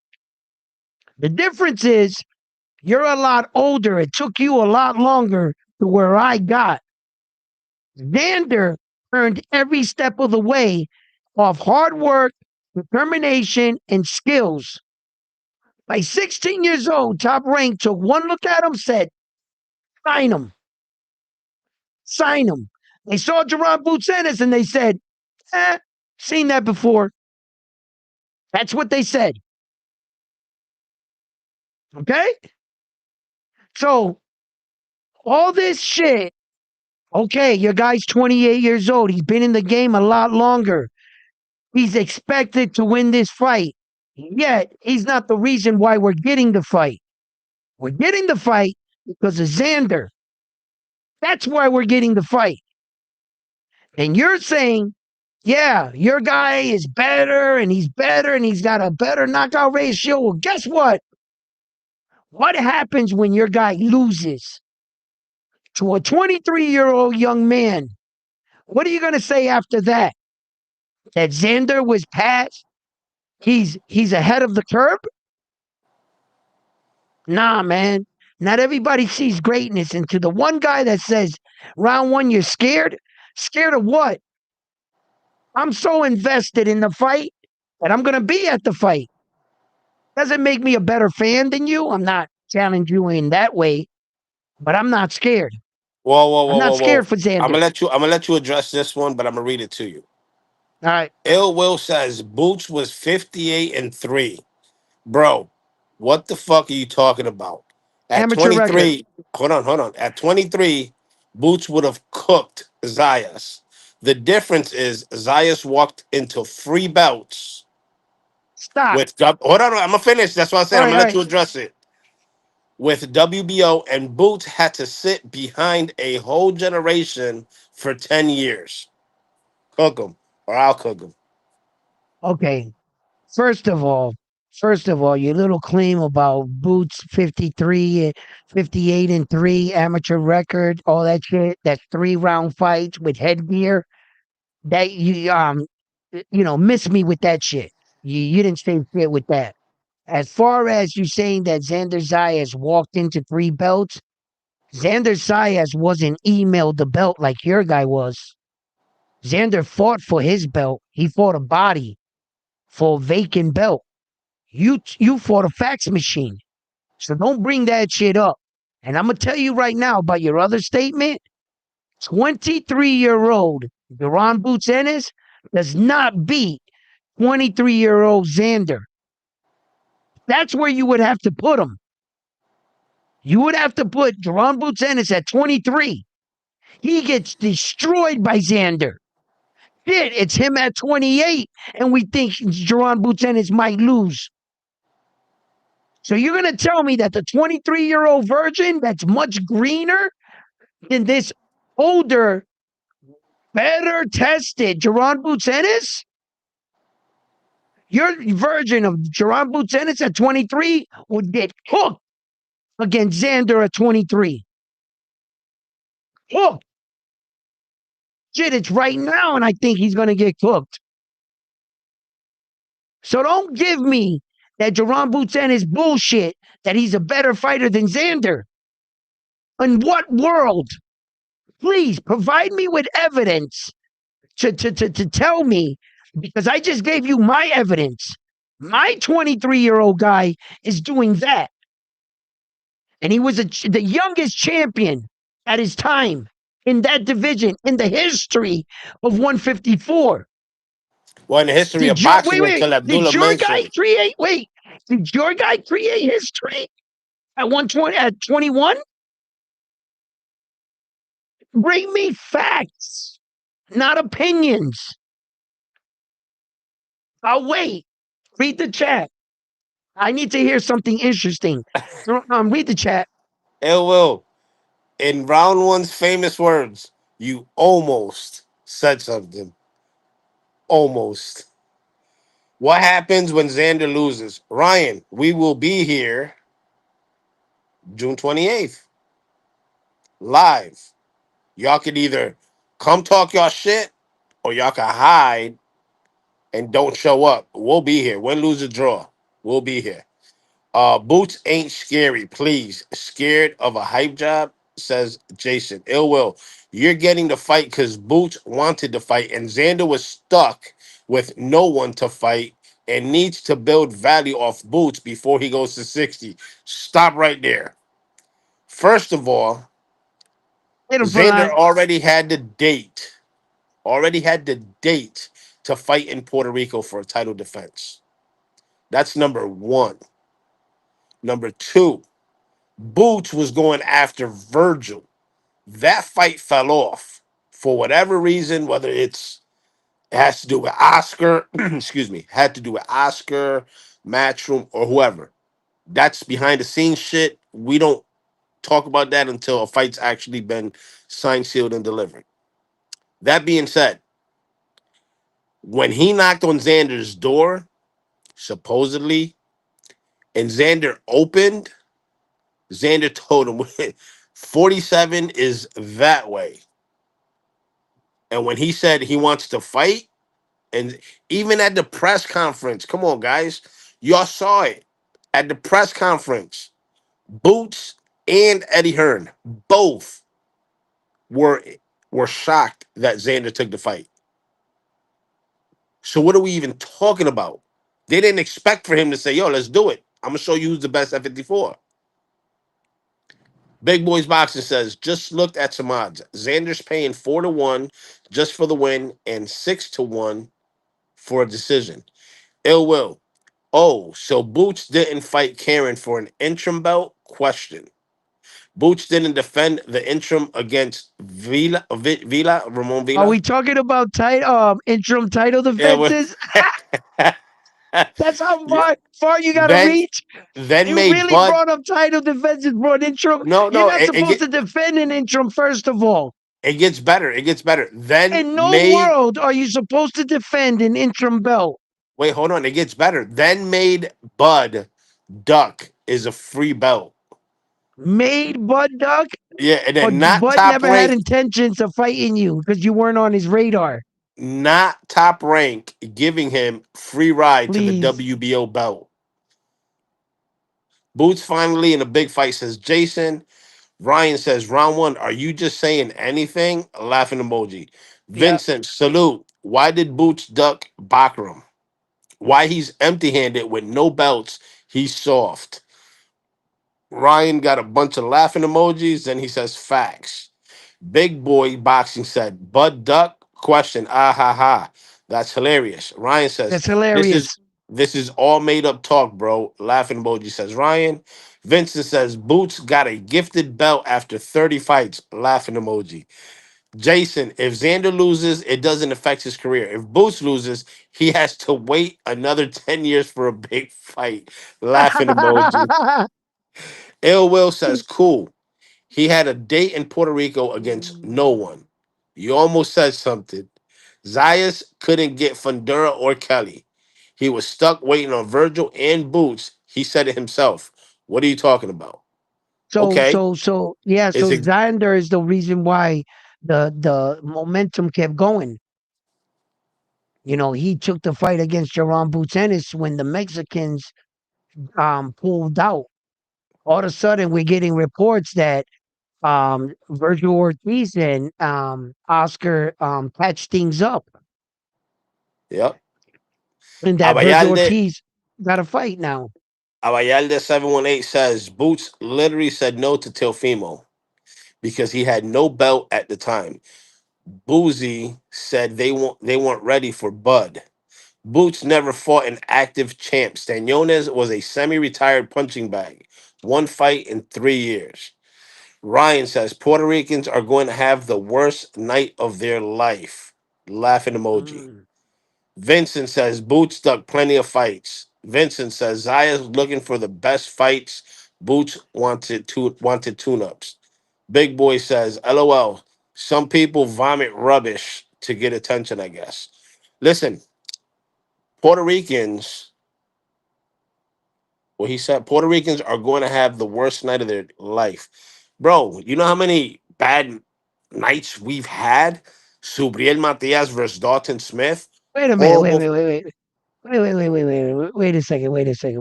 Wait. For my boy there, big boy, man, this is for you. This is for you right here. Like my story? No, not your story, a story. Since you can't keep your mouth shut long enough for me to read my paper, tell me a story. I don't think I know any stories. You don't know any stories? No. All right, I'll tell you a story. This is a newspaper, right? It's 90% bullshit, but it's entertaining. That's why I read it, because it entertains me. You won't let me read it, so you entertain me. Entertain me with your bullshit. I'm gonna drop the link. Apparently, we're saying whatever we want up here, right? Okay. Granted, opinions are like assholes. Everybody has one. I have my opinion. You have yours. I would love for you to come up here and share your vast knowledge of boxing. Tell me your opinion, your insight, not just feelings. Tell me why, and I'll consider it. I'm not a hard man to talk to. I'm not a stubborn man. I'm not the type of guy that's going to change your mind. I'm giving you my opinion. Apparently, you like to tweet a lot in the chat. So I'm not calling you out. I don't want you to come up here and you have to feel like you got to defend yourself a debate. We could be men about this. We can have a conversation. Can you have a conversation? I can have one. We can keep our heads cool. We don't got to disrespect each other. But please come up here and enlighten us. Talk your And shit. That's what we here for. We enlighten us building this fight. why your guy is so great and that I'm so wrong about saying, hold up, isn't this boxing we're talking about? Don't you got to prove yourself? Don't you got to do some shit first to get stamped and certified? Nowadays, you get stamped and certified because you wore some flashy shorts and you did a couple sharp moves and knocked out some guys that weren't on your level. You stamped them. That's on you. I ask and I request more from a fighter. Hey, And I'm Ryan, don't saying, and I'm saying that Jerron Boots Ennis and Terrence Crawford situation, all that was Jerron Boots Ennis tugging on Superman's cape, trying to get a free ride to the top. Terrence Crawford was too far in his career. He was thinking about fighting Saul. Why would I want to fight Jerron Boots Ennis? You ain't even sell up to that point 12,000 tickets at back then. Why Yo, would I fight you? speaking of tickets, Xander's the one selling this fight, by the way. Oh yeah. Yeah, listen, I respect. I think Philly's coming out for this fight. No, Philly's They coming coming out, out. but They coming Xander's the out. one selling this fight. Look, um, you can argue that point. Apparently to Xander, he's such a class act. Xander comes out and tells Jerron Boots Ennis, yo, listen, all that bullshit you're saying about the 55-45 split to the winner, that was the negotiation in your Virgil fight, and it fell apart. Now, rather than haggling you, Jerron Boots Ennis, I could have came and said 60-40, Xander, and he would have got it. He has the two belts. You're the challenger, Jerron Boots Ennis. He would have got that. Instead of saying 60-40, Xander went to him and said 50-50. I don't want to hear no excuses about me trying to price myself out or demanding more money because I'm the champion. Nothing. I'm giving you 50-50 shot. That's what kind of class act Xander is. And in the Xander interview, speaking with confidence. Duran Boots Ennis speaking like he thirsty. He up there trying to tell the champion what to do. Take 55-45 if you ain't scared. Don't tell me what to do. You should be thanking me because I gave you an opportunity. Then on top of that, Duran Boots Ennis doubles down. Oh, why don't we make a wager? Why don't me and you put money on it if you're so Bro, you act like you need money. Why are you so thirsty for wanting to put more money on the bet, Duran Boots Ennis? Why? Because you're scared. this fight, if You he loses need, this fight, he no, needs that no. money. That sounds like to me a guy that needs to put added pressure onto himself so that he can work harder. Because now he even put himself behind the eight ball by now putting a wager. Yo, You need showbiz. extra motivation. You need extra incentive. You sound like a guy that's reaching. If anybody here, the young man, Xander, said 50-50, come outside. I got these two belts and I'm giving you a shot at it. Where does he sound scared at? All I know, in an interview with Showbiz, the adult on the zone, Xander said, "I don't care about you. Take all the money out of the equation. I'm doing this for the legacy." You can't say that for Boots. No. He See, wouldn't have Boots is got all this. about money. Yes. He's American made.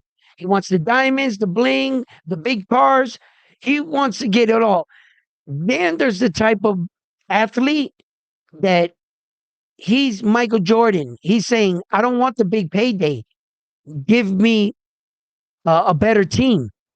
Xander's saying, I don't want a big payday. Give me a bigger fight. Xander wants to fight the best. Xander's the reason why we're getting the fight. When he told that to Jerron Boots Ennis, what did Jerron Boots Ennis say? Yes, you did not have to take this fight. You could have fought a voluntary. Yes, you did not have to take this fight, Xander. What did Ed Hearn say? Yo, Top Rank. I didn't think you guys were going to take this fight because you guys manage your fighters well. You guys surprised me with this one when I got the phone call. The fight got made within a week. Xander, I'm Jerron Boots Ennis and Virgil dragged their feet for how many months? Yeah. Hey, Less Vincent, you got than a a point week. there. You got a point there that we talked about here before. Bud Crawford fought Canelo. Canelo trained with Boots and his team, lost that fight. Andy Cruz, trained by Boozy Ennis, went lost to Mortaya. Now, on Xander's side, Javier Centeno, he took Cambosis to victory over Teofimo Lopez. Cambosis, who after Teofimo hasn't done shit but fight a Boy Scout and win. Other than that, he's been on a losing streak. So yes, I said it before. We got receipts here. I said it. This fight is going to be a corners fight, and what boxer executes Hey, yo, the look what game plan. Vince said.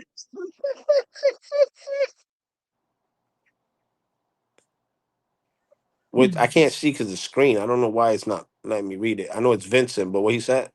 He said, Boots helped Canelo lose. Yeah, and Cruz lost, and Zaya's team is on fire. That's what I was addressing, and Yo, that goes to Javier when Centeno. they said Gerard Boots said is went to Saul Canelo Alvarez's training to prepare himself for Terrence Crawford. And since we think he can beat Terrence Crawford, we're gonna get the best version of the Black American slick style. Yeah, look how that worked out for Saul. Yo, listen, at the end of the day, we're talking shit back and forth. It's all Yo, fun and yo, it's gonna be a hell of a fight. I just think Xander is a superior boxer. If you take the flashiness and and everything that Boots does away and just boxer versus boxer, Xander beats Boots hands down. Boots gave him bad luck with his lack of footworks. Ryan says, "Are y'all serious?" Zayas is saying, "I'm here for the money. I'm not here give you my losings." Okay, whatever. Zayas is saying, okay, I read that. Xander has better team, says Vincent. Boots looks homeless, says Vincent. Ryan says Boots is not that kind of guy, bro. Now you're lying, round one. Vincent he's said not Boots that help. kind of guy. He's not that kind of guy that he looks thirsty as hell up there. Yeah, Yo, he the did. man look homeless, that green ass sweater. Yo, he dressing like, look, I think that Jerron Boots Ennis is good. Yeah, I he's a think hell of what a fight. I'm a I fan of think he's Boots. good. I think he's good. I think what makes this fight interesting is that Xander is that young and that he might fall for some boxing tricks. Okay. If that's your take on the fight, what's that saying about your fighter? If Garon Boots Ennis, you know, it took him all the way to get here, and yet Xander's already here.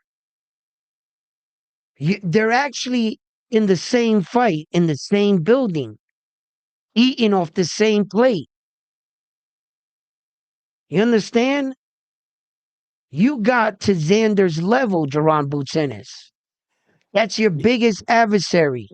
Hey, with that Your backpack, he biggest looked like Dora the challenge is Explorer. Xander. You heard? Huh? Vincent said Boots is down bad, man, and that backpack. I said with that backpack, he looked like Dora the Explorer. He looked like a homeless guy with the backpacks that walk around your city, that they carry their whole everything they own in a backpack. There you go. Ill Will says, yeah, Boots trashed Saul and Yo Yo and went home a week early. Jason said, yeah, Boots is good at being a hype job his whole career. Vincent said, Boots look like that he doesn't shower. Zayas look fresh and clean. Damn, y'all going at Boots like that? No, you want to know? I want to know something. No, what I'm about to say does not spell victory, but I like it. Xander is the type of fighter that doesn't know how to lose. His confidence is through the roof. When you hear him talk in these interviews and stuff, it doesn't look pushed. It doesn't look rehearsed. It just looks natural. He's he doesn't know any other way. It's victory, find out a way to win, and it's just another day in the office. Every tournament, every bracket, every amateur fight, every professional fight, they said, you're not ready. You're not ready for the title, Xander. Your coach needs to get you a second set of eyes. You might have to leave your coach. Xander's not ready for the top guy. Xander's the weakest link. And here we are with all the naysayers that had a lot to say about him, unified world champion, undefeated, battle tested and proven. But they had a lot to say about the young man. When I hear him talk, all I can hear is the confidence of a real warrior. And I mean, it doesn't sound rehearsed. It doesn't sound like he's saying what he needs to say, like Jerron Butsenis. I feel Jerron Butsenis is saying things because he feels that's what you think he should say. I think it's coming out a little bit pushed on Boots' side. And as far as both the interviews, it's 2-0 Xander. There's no press conference and no interview, not even on that showbiz one where I felt Jerron Boots Ennis got better, the upper hand on the shit talking. Everything Jerron Boots Ennis said, Xander had an answer for, and he shut him down. It's literally already before we get into the fight, 2-0 Xander. We about to find out. We got a $10 super chat front line. Shout out to L Will with the $10 super chat. He said, "Too much one-sided Zaya's love. I had to stir it up. I can't wait. I'll be at the fight as well. Round one. Love for this. Love this for boxing. Great practice for Yo-Yo at 60. Love the show, brother. My wife from PR. Absolutely, She brother. killing me." Absolutely. Well, no. Check it out, right? Okay, I believe in talking up a fight. Now, I'm under the line that I'm doing a lot of promoting here for Xander's side because the rest of the channels are doing a lot of promoting for Boots.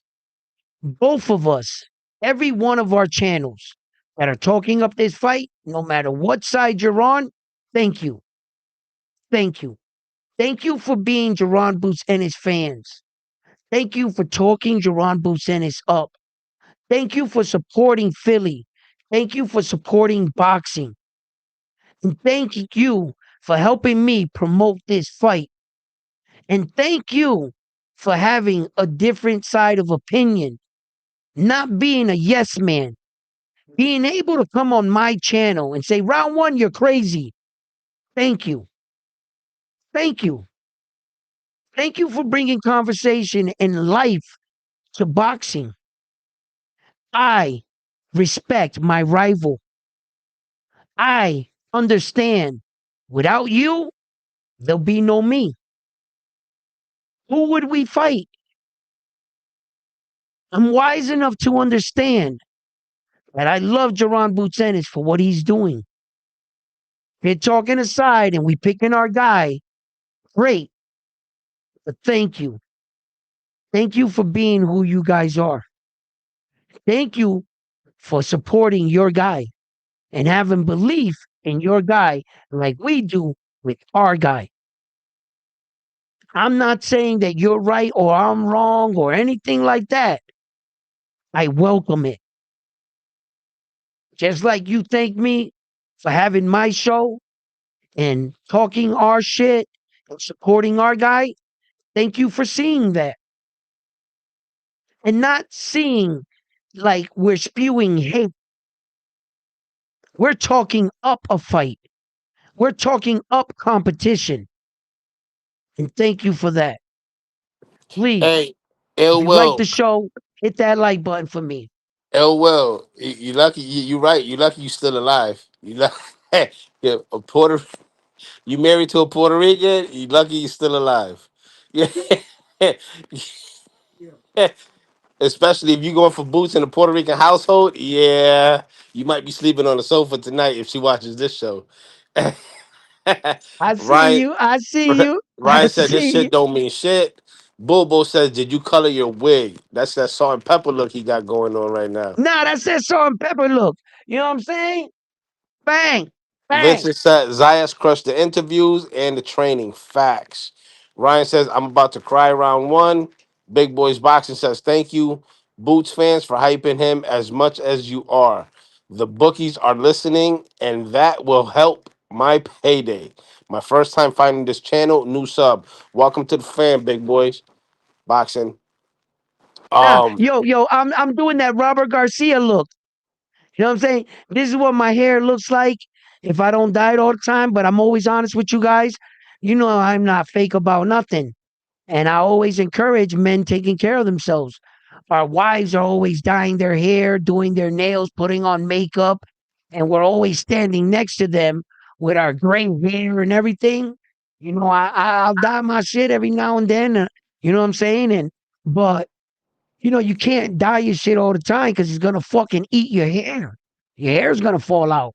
Hey, Ill Will So says facts on that round one. If it was up to Boots, he wouldn't say a word. Zayas did buff promo at the very beginning. I do like Zayas. I really just question his weight. He's a big boy.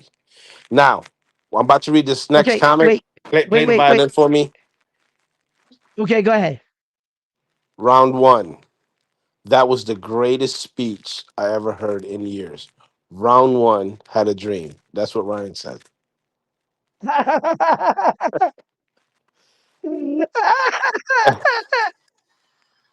Yo, I ain't shit. I ain't shit for that. you Uh, ain't shit.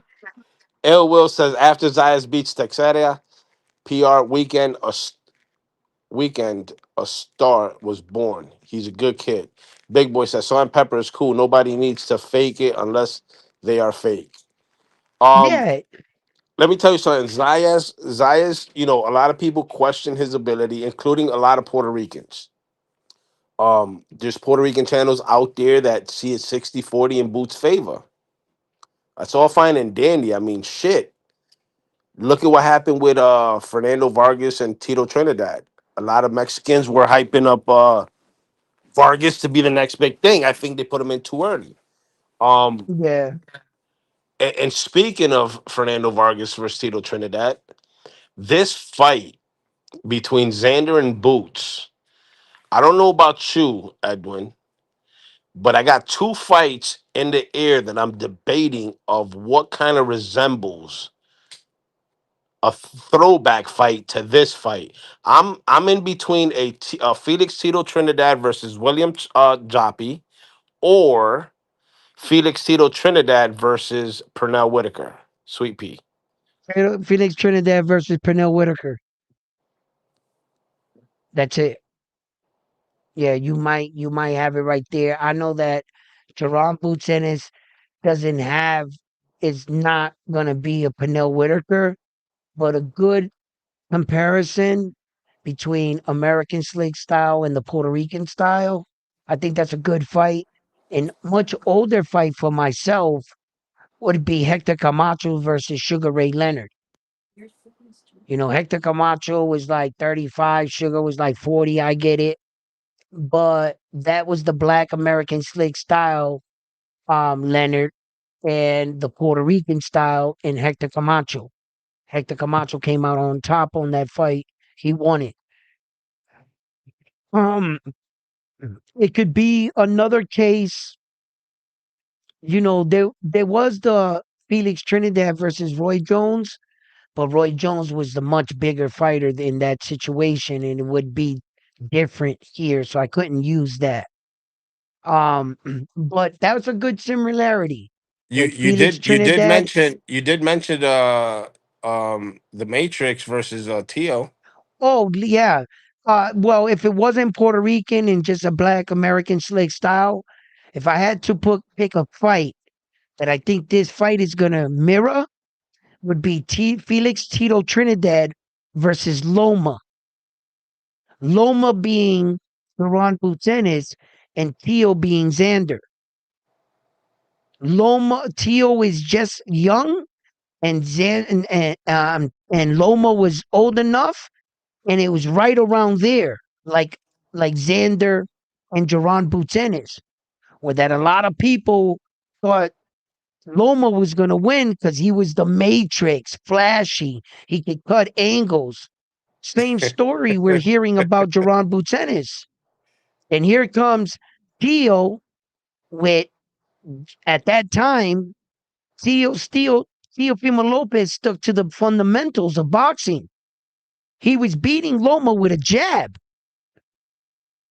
and and he was keeping Loma in front of him. He wasn't allowing Loma to spin him. And Tio pulled off one of the biggest upsets at the time.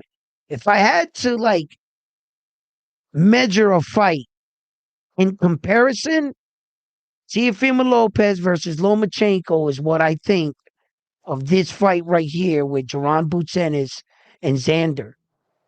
And I think the Yeah. same outcome's going to happen. Vincent says Zayas is really a humble guy. Boots not so much. I heard he's rude to fans. It Will says That's why I Never can't hit meet the your idol. Never meet him, bro. He's gonna let you down. Ill Will What says that's happened? why Ill Will says that's why I can't hit the link, bro. She's a Selena's girl with the knife emoji. Bobo says you're fantasizing frontline is going to be a boring decision sparring match, chess match nonsense. Big Boys Boxing says the only thing Boots may have over Xander is power, but at 54, it's only speculation. Plus, Boots has to land the big shot, and Xander has good feet and longer reach, so he can land. Can he land? Is my question. Ryan says he didn't have the power Boots has, but similar skill set. Loma versus Tito, huh? No, he meant Loma versus Tio. Theo, Teofimo Wish Lopez. Loma wish he had Boots skills. Laughing emoji says Ryan. Big Boy says Boots has terrible footwork and relies on athleticism. It's not skill to me. Ryan says, "What are you talking about, Willis?" Bobo says Loma elbow was hurt. You bugging, Edwin. Big Boy says most American fighters can't understand hum I think. Now, real quick, let me just Stop, address the stop. Wait. Loma's elbow was was hurt. hurt. Edwin, You bugging, Edwin. yeah, I'm bugging. Okay, take that excuse and go that way, right?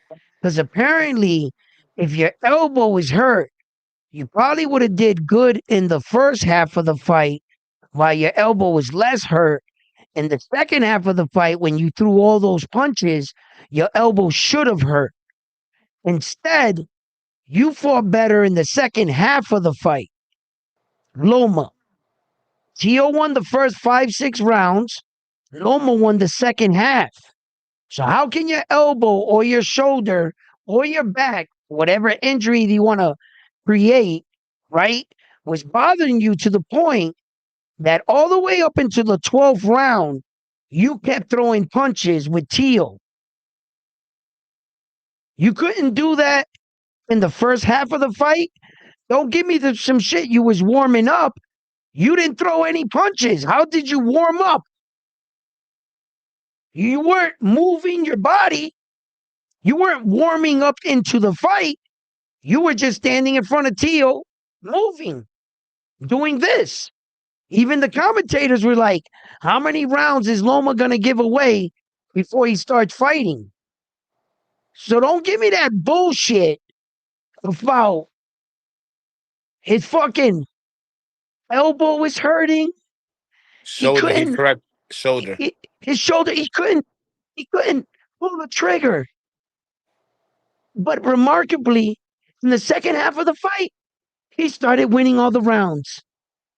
Or was it that Teal nullified him with that jab and he would beat Loma to the step and not let Loma open up? Then Loma made adjustments and just started fighting Teal. Rather than trying to be slick, go underneath him and knock the young man, Teofimo Lopez, out. Loma had to make the adjustment, not the shoulder. Hey, Go ahead with that little excuse. real quick, he says, Bobo says medical records prove it. I want to address Big Boys real quick. Big Boy, I think Stop, stop. Medical records from my own private doctor that I can ask him to produce those medical records. Oh, yeah, that's okay. Yeah, you're right. Yeah, yeah, you're right. I buy that. Oh, yeah, you almost said something. You fuck out of here. Medical records hey, prove it. let me These guys address got Big Boy. private doctors. Are Big you Boy's boxing okay? real. Yeah, let me address Big Boy's boxing real quick. He says the only thing Boots may have over Xander is power, but at 54, it's only speculation. You Now, read that. I know Yep. I'm going to address it though. Okay, go ahead. Get him. So, and it's not taking a shot at Big Boys at all because he made it clear that it's only speculation because he hasn't really shown it. Now, I do agree Boots has pop. Yes, I do. The difference is He can't land those power punches unless he sets his feet. If Xander allows him to set his feet and take those big shots and land, Xander's in big trouble. I'm gonna say it here first. I do agree with that. Now, I know for a fact Xander's not gonna stand there and let get Boots get settled in his plant his feet to be able to throw those power punches. If you notice all of Boots knockouts, if you go watch tape on Boots, when he knocks these guys out, he's got his feet set and he throws with power.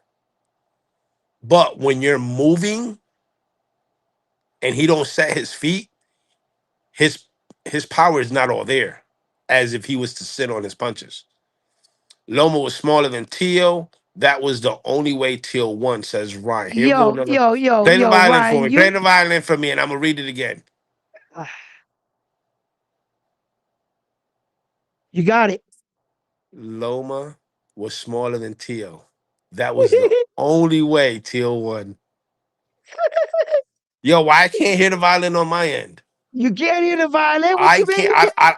I don't know if the chat can hear it, but I can't hear it. There we go. Now I hear it. Loma was Okay. smaller than Tio. That was the only way Tio won. Yo, yo, listen. All right. First of all, that's a lie. Okay? That's just a bull face lie, Ryan. Name me how many fighters were taller than Loma. Almost every fighter he ever fought was taller than him. So take your sad story that way. That the only reason why Tio won because he was bigger. Everybody was bigger than Loma. Everybody. So you didn't say nothing. Then for your second thing, you mean to tell me that Lomachenko vacated his WBC world title to Devin Haney to avoid from fighting his mandatory to fight Tio, which was arguably the weaker of the two. That he knew he could beat Tio and get the third belt. He took the Tio fight because Tio was going to be the easier victory. He vacated the WBC and was franchised from avoiding Devin Haney at 19 years old because he felt Devin was the bigger fighter. So take that bullshit. Tio only Go won because he was that way. bigger. Hey, Who the Ill Will fuck said. wasn't bigger than Loma? Ill Shut Will. up, Ill Ryan. Will. You be trying me, Ryan. Yo, Ryan. You, you, yo, Ryan. Yo, You Ryan's almost trying to said get. something. Ryan's trying to get a Jesus round one Christ, crash Ryan. out. Ryan's trying to get a round one crash out. That's what he's trying to do. Hey, Ill Will says, I can see that round one, neutralizing angles with angles. I think Zayas is going to try to turn Boots and lateral over. Catch Boots being impatient, chasing. The style Right, matchup makes for a great fight. Big right. Big Boys Boxing says, damn right, Xander got the feet and he knows how to use them. Boots, not so much. That Mm. pace will be too much for Xander, says Ryan. QS17 says, who's excited for the fight? Question. Hit the thumbs up and subscribe. Bulbos says, I believe the medical records more than your word. If they were false, that's a massive lawsuit. Who's gonna? Who's contesting them? Who? If it's false, like the money you would have to spend from the other guys that usually ain't got that kind of money. If he produces some fucking medical records from his own private doctor, brother, Nobody can argue that. uh, I know some shady shit happening in boxing. It's called the Wild Wild West for a reason. Okay. I've had fake doctor notes written up, and sometimes I've written them up myself. All Hey, Big Boy says Loma right. dared to be great. That dude should have been at 26. Ryan says Tio is bigger, Yeah. is a bigger dude, bro. Why y'all always bringing up Tio? He's trash. Okay, first of all, we didn't bring up Tio. We only brought him up as a quote unquote trying to Example. fit. of the fight between of a Xander fight that and mirrors Boots, the Xander Jerron Butenis fight. and then Like true you fighters, and then yeah, you took it Ryan, personal you and you, went t- in on all this you explaining of why Tio won the fight. Yeah, you got too personal, too caught up. We were just using it as a measuring stick, an you know, of of analogy. of what, yeah, of what kind of fights, would, can what fights you can look at that you say this one's going to be similar to that, I believe. Matter of What fact, fight, guys? to Matter of y'all in fact, the put it in the chat, chat. Put it who in do the what chat. what fight do y'all think from Think. Yeah, back in the anybody, day, any fight any doesn't have fight to be in Puerto boxing Rican. history? Yeah, it's just a fight that kind of mirrors this kind of fight. Style versus style. Boot Yeah. style versus Xander style. What fights Now, do y'all think? are you guys willing to say that this would be Terrence Crawford, Saul Canelo Alvarez? And you guys think in that situation, Jerron would win? Because there are fights that you would use that would favor Jerron Boots Ennis, I can imagine. See, ours are the ones that we think Xander's Favor going to Xander. win Yeah. and favor him.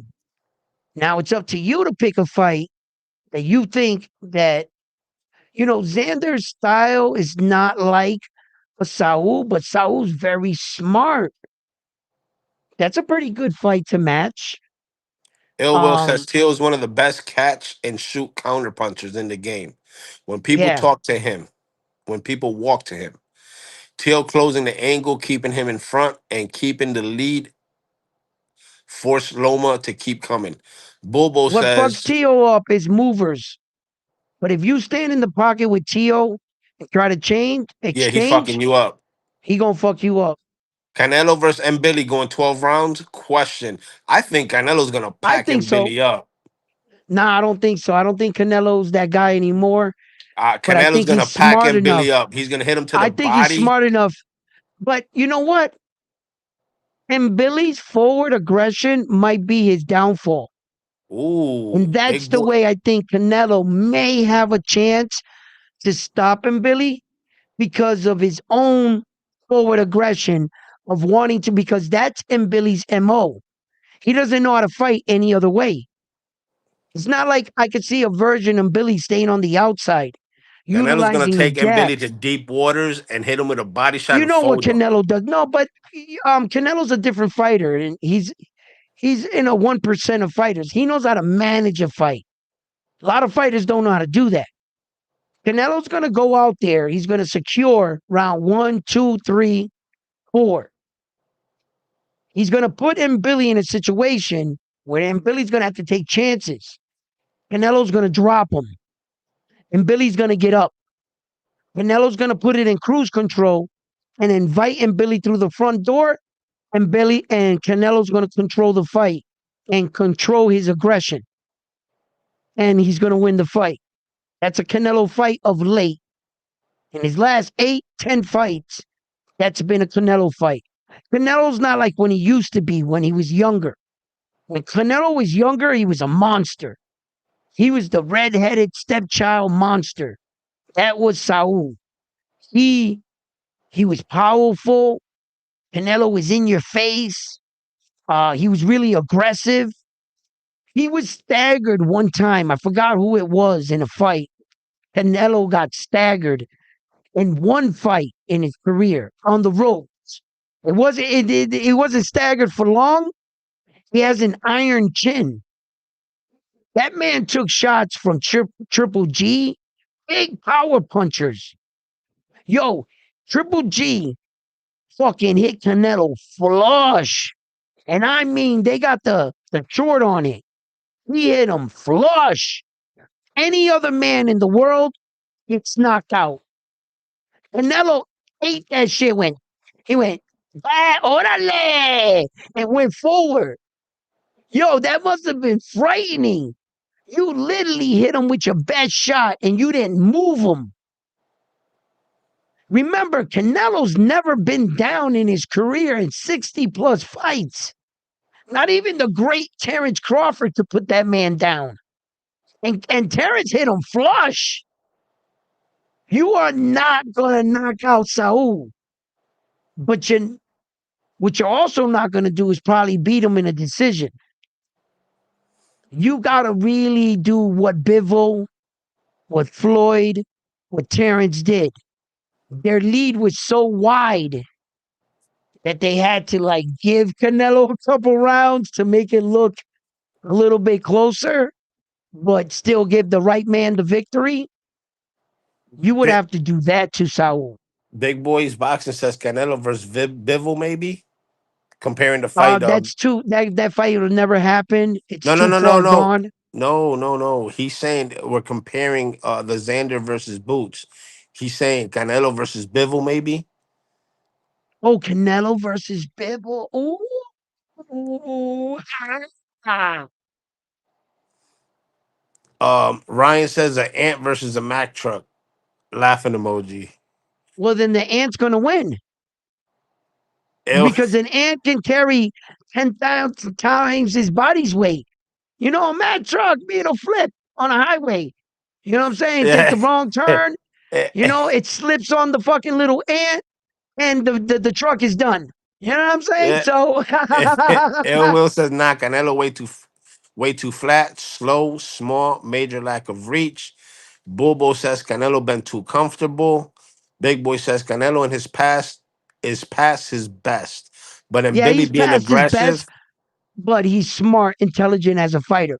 What Canelo lost in one a step in speed and all that, he matured as a fighter. And Canelo understands what you see. What happens in boxing is translation. It's a process. At one point, you're going to be very green. At another point, you're going to be in your prime, the height. At the next, you're going to be a veteran. What you lose in a step, you're going to learn that all that stuff you used to do when you were green, all that unnecessary movement, all that energy that you burnt is going to help you at the end of your career when you know how to channel that. all right, You, you cut me off. You didn't let me read the rest of his statement. So you're giving the word salad for nothing. What he said wow, was what? Canelo is past his best. But and Billy being aggressive will give Canelo the opportunity to get the KO. Maybe eight or Yeah, that's what nine. I said. That's what I said. I think that his forward aggression is going to be his downfall. The older That's Canelo exactly what I gets, said. the more trouble he has with boxers, not so much straight fighters. Ill Will says Ali versus Frazier, possibly. Um, who would play the part of Ali? And who would play the part of Frazier? Not a good one. No. No, this is Frazier crazy. was Canelo. It's over. Let it go, says Ryan. Vincent said we need a new star.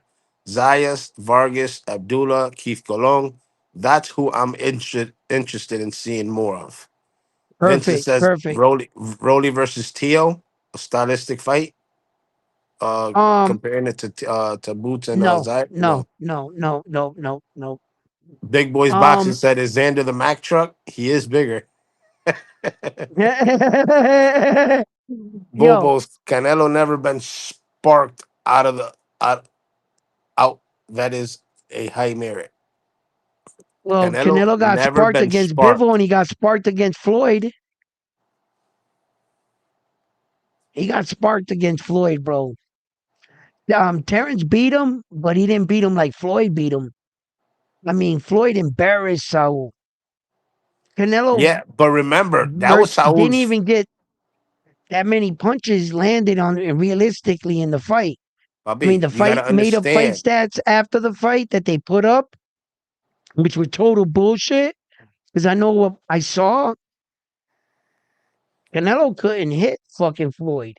Canelo, that What? was his first big shot. No, it wasn't. Don't lie for Canelo neither. What? Okay, Canelo so what Canelo fight? had over. Canelo had over 35 fights. I think he even had 40 fights or some shit like that going into that Floyd fight. He No, was he undefeated. didn't. Listen, oh my, okay, all I'm, right, I'm I'm fine. looking it up. I'm looking it up right now. I'm gonna look it up my goddamn self right now. Here it is, Canelo.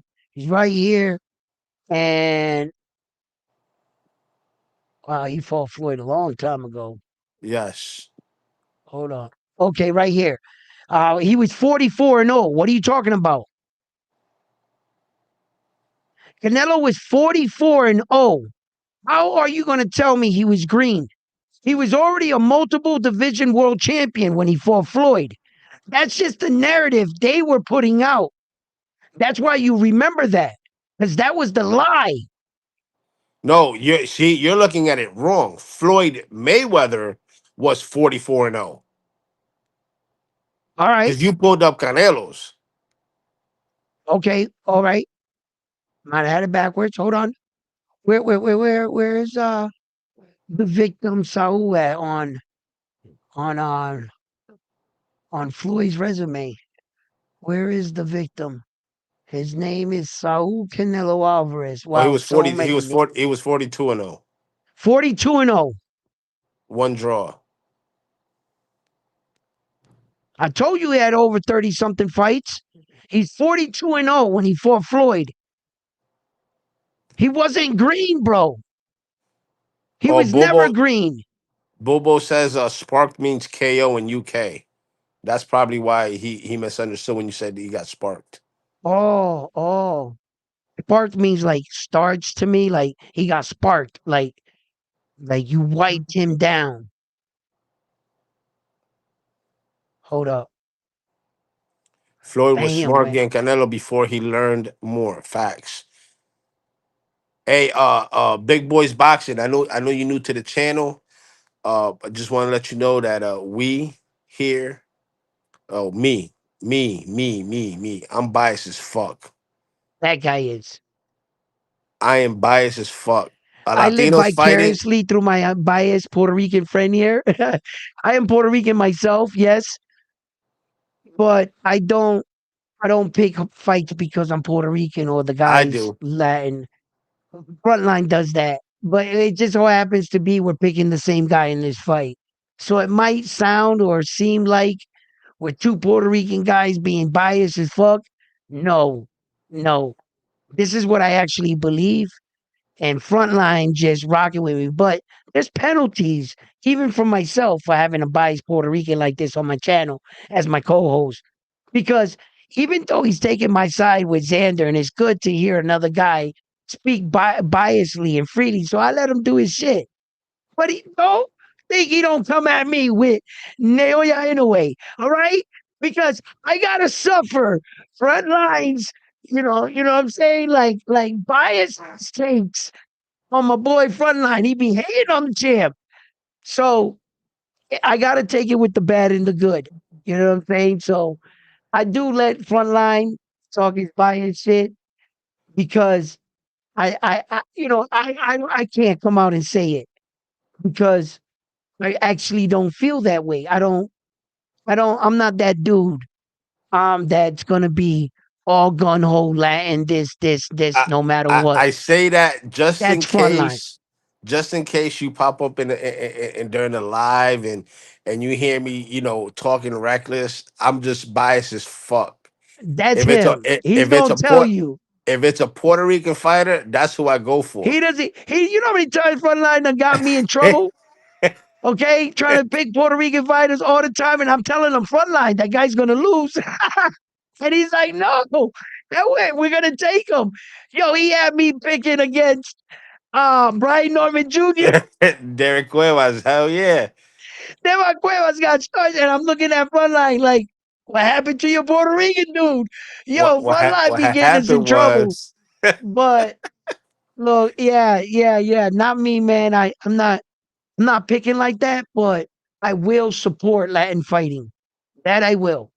hey, Shout big out boys, to if you got a Mexico. channel, put your channel in the link in the Yeah, chat too. shout We'll, out to we'll go. Mexico Mexican boxing.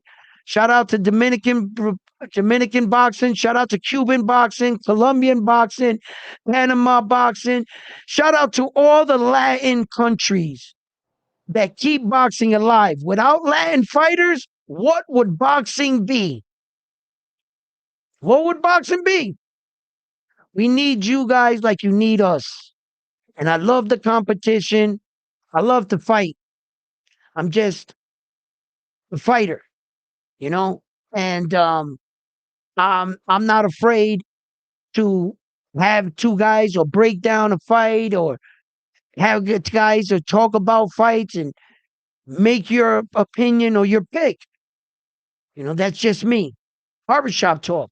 Let's talk about boxing. Frontline, on the other hand, it does not matter what your record is, who you are.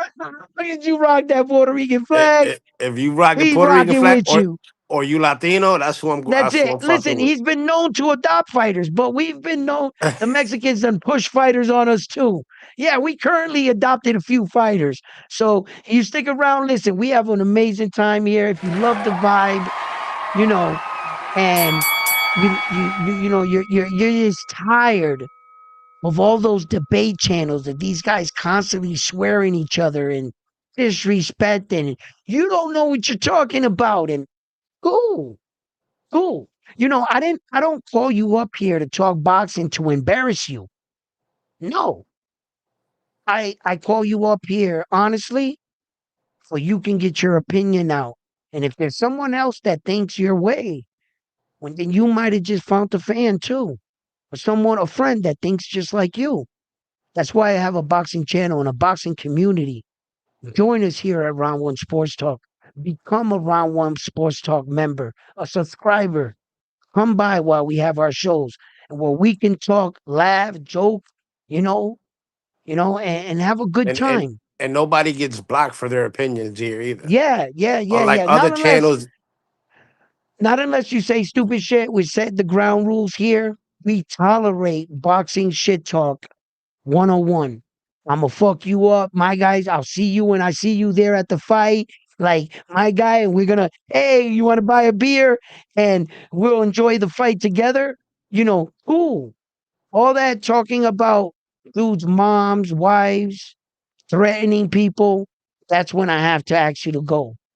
Because now you can't control yourself as a fan. Now you have allowed a little bit of boxing shit talk to spew over and get into personal. what you think about us as men. Listen, this is a microphone. This is my boxing show. If you ever, by any chance, get to meet me in real life, please do yourself the favor and find out who Edwin is first. Round one is my ultra ego. This is what I put on as a performance to do this show. This is not who I am as a man. You understand? Don't hold me as a man to a bunch of boxing comments, and I'll do the same for you if we were ever to meet. You understand? This is boxing talk. Let's promote the sport. And with that, continue the show. Frontline, touch up on the chat. Y'all make a good team, says Ryan. Um, Big Boy says all goods. I'll jump on a live sometime. Good chat, and I will see you again soon. Gotta go. Peace. Um, Peace. he says, LOL. If you have a friend that pushes lots of positives about a fighter, sometimes it can be convincing. I'm crying again. Round one, says Ryan. Big Boy says it's easy if you keep it boxing. Personal shots aren't needed.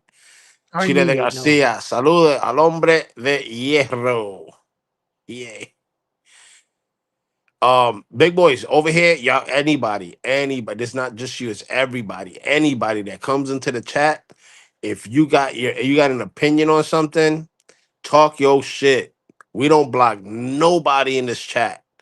All the mods, everybody who got a wrench, they know that. The only time you Yeah. will get blocked, like Edwin said, if you start getting personal, talking about people's mothers, Nah, fathers, that's just, kids, you you out of lost here. control. Yeah, we don't You tolerate the lost control. disrespect towards a family member. You can Nah, we say don't fuck need Puerto that. Rico, you can say fuck Xander, fuck Boots, whatever. That's boxing shit talk 101. The minute you start getting personal and attacking people's family, that's when we boot you out. But you know, Mhm. big boys, if you have a boxing channel and you wanna, promote it in the chat, go right ahead too. We like to support other, other boxing content creators and shit like that. So, you know what I mean? And that goes for anybody in the chat. They know that. Mhm. But I can't, dude, my fucking anxiety. For the fight. Dude, it's like the closer it gets, the hyper I get. And it's like, I can't wait for that day. I can't wait for the 27th. Yeah.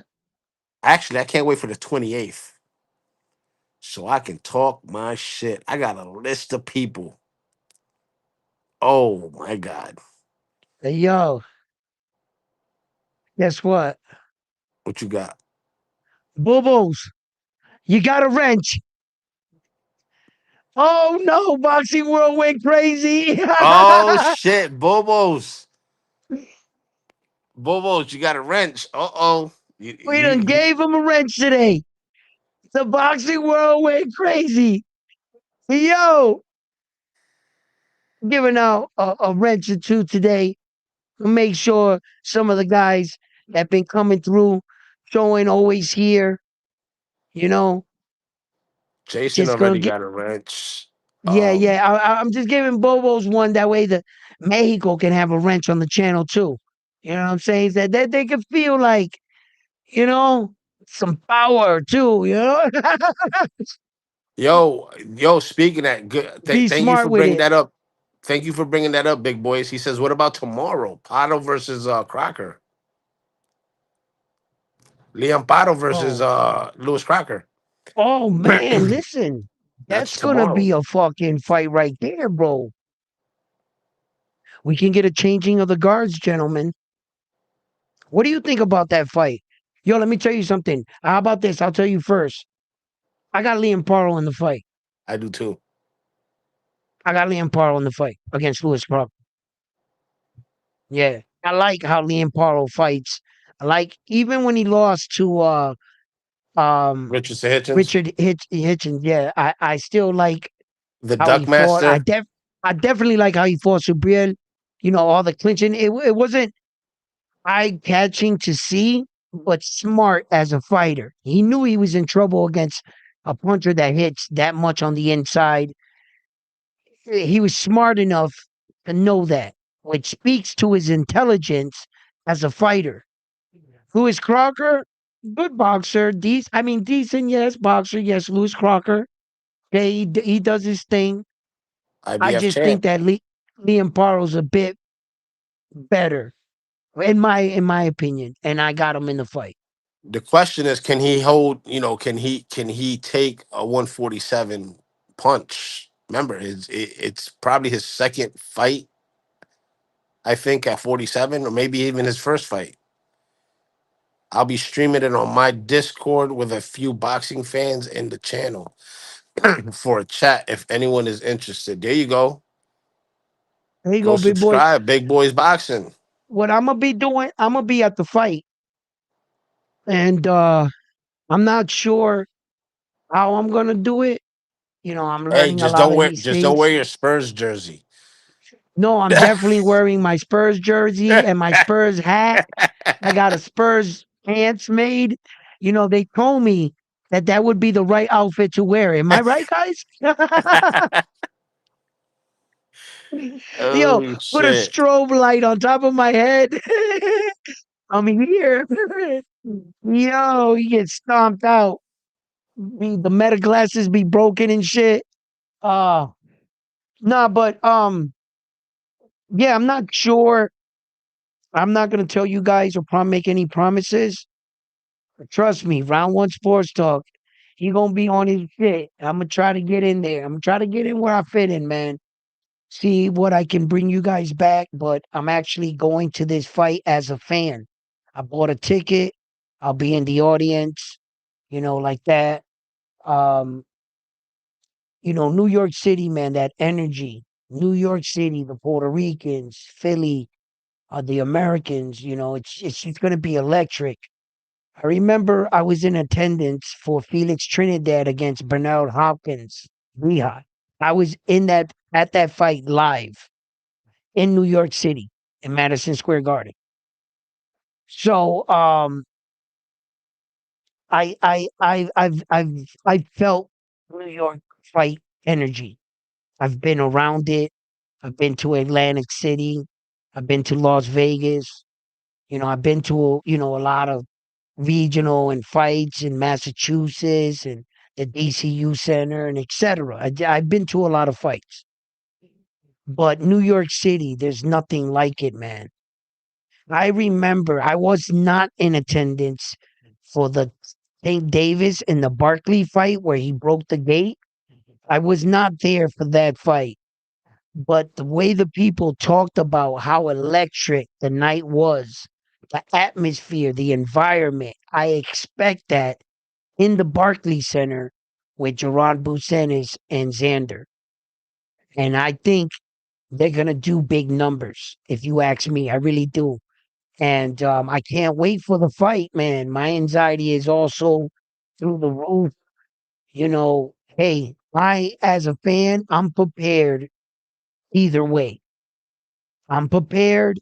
If Xander was to lose, I'm prepared to come on tomorrow, the next day, talk about it, and I'm prepared to move on to the next fight. This is a boxing channel, not a one fighter's channel. I'm not a fan of one particular fighter. Only in a way. We are going to have a lot of fights that we are going to talk about and discuss and pick sides Only in a way. for a long time. Shut up, frontline. Right? You see? And, I like when he's on speaking biasly for the Puerto Ricans, and I let him. But and then there's a good and the bad. Hey, I got to You take my know, shots when I can. you know, and then he shits on my guy. So but look, I'm telling you, this fight right here is a big fight. I'm happy. I'm excited for the moment. If Jerron Butenis loses, I would be sad for him. I would be happy for him if he won. I would be sad for Xander, and I would be happy for him if he won. No love loss. I'm gonna be Actually, mad as fuck if Xander I know you loses. are. I know because you take. See, that's why I always tell you, take your heart out of that shit. Nah, That way, fuck that. I that got the way you young won't be king so winning. stunned. That's why I'm not so emotionally invested like Frontline. I respect the legacy. Yes, I'm in it for legacy. I love Xander. I want him to be the first. Yes, I'm backing Xander. I'm advocating for him, and I'm hoping that he's the one to do it for us. That's what I want to see. That's where my heart is at. Legacy. I want to see my country be successful. Don't you want to see yours be successful? Okay, then. What's wrong with that? So, besides that, if we weren't in this type of situation where that Jerron Boots had to be the person to step in Xander's way from stopping us from getting that third belt, I need that. We're right there. He's in the way. Run his ass over then. Run his ass over. Hey, Edwin, I If got a that's question what for we you. need to do to get past him, to get to that third belt, well, then shall be it. And that's why I'm like really behind Xander. I'm also behind him for other reasons because I respectfully like him as a fighter. But it just so happens to be he's Puerto Rican at the same time. And this is a crucial moment in Puerto Rican history boxing. You understand? So it's just this particular fight for me. As a Puerto Rican fighter, I never saw one of our champions hold three belts. And yes, I say that's what I want to see. But I'm crazy. As soon as we get the third belt, I'm going to start saying, "Oh, three belts. Let's go for the fourth." You're never happy, you know? But let's get to the third belt first. And that's something we've never accomplished. as a country. You know what I mean? Puerto Rico. We've none of our fighters have ever done that. Hey, Edwin, I got a question for you. When Shoot. Boots loses, where does this Yep. career go? Where does this career go from here? Title fight. So you're saying that his career is not over? I say Jerron Boots Ennis loses this fight, and his next fight's going to be for a title fight. Okay, Xander lose if Xander loses this fight. He doesn't miss a beat, leaves the division, goes up to 160, fights for a title. So even at Jerron's age of 28, if he loses, you don't think his stock goes down? No, not at all. That's just people's perception because of his age, Jerron Boots and his age. What other stars do you have in boxing? There's only a handful of them. There's only a handful of them. Ryan Garcia lost to Rolly and got a title fight. The next fight, look where he's at now. Was his career over when he lost to Rolly? No. For a loss, they awarded him. Teofimo Lopez lost to Shakur Stevenson. Is his career over? No, they offered him the IBF title fight. He denied it. Okay, a lot of fighters lost fights off of a loss, title fights. Jerron Boots Ennis' career, in actuality, is not going to really take a hit. He's going to take a lot of criticism, but his star status, his name, is going to still carry weight. And he's no matter if he loses, he's still one of the top guys at 154. Ed Hearn can turn around, make an in-house fight, put him against Josh Kelly. Title fight. He Well, can bounce that title. that's where I was gonna go to next. He can bounce that title, Ed Hearn, between his fighters. Would Ed Hearn Make a drop Josh Boots Kelly. though? Look, Boots loses to Xander. Would Ed Fights Hearn drop him at that point? Nope. Takes Jerron Boots Ennis. Puts him against Josh Kelly. He beats Josh Kelly. He puts him in a rematch. He just got his two fighters fighting for the same belt. Payday, payday, payday. Same promotion.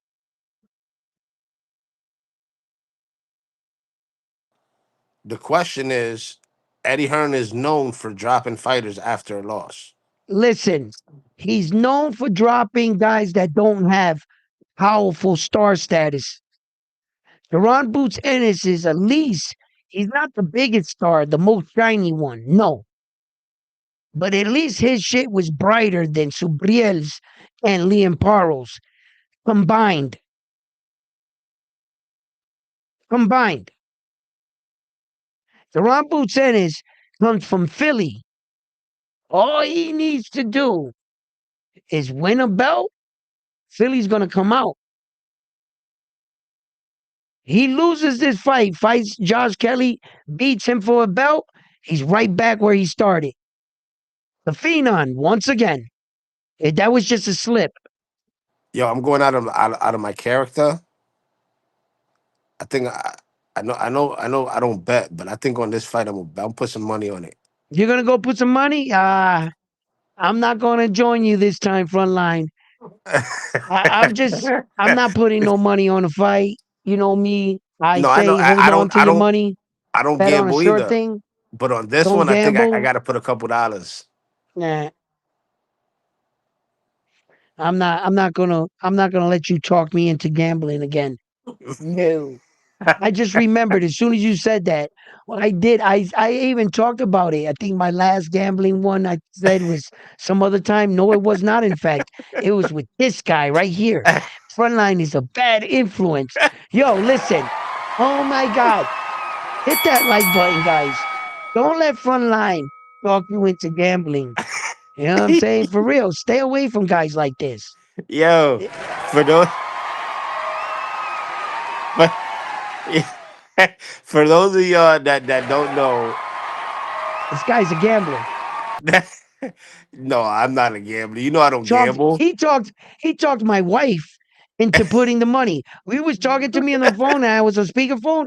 She was sitting there, and then all of a sudden she started saying, "Yeah, well, let's put $50 on it." He had her up to $100. Stop hustling on my wife, dude. You know what I'm saying? Yo, Frontline, listen, Frontline listen. and Hold on. corrupted her.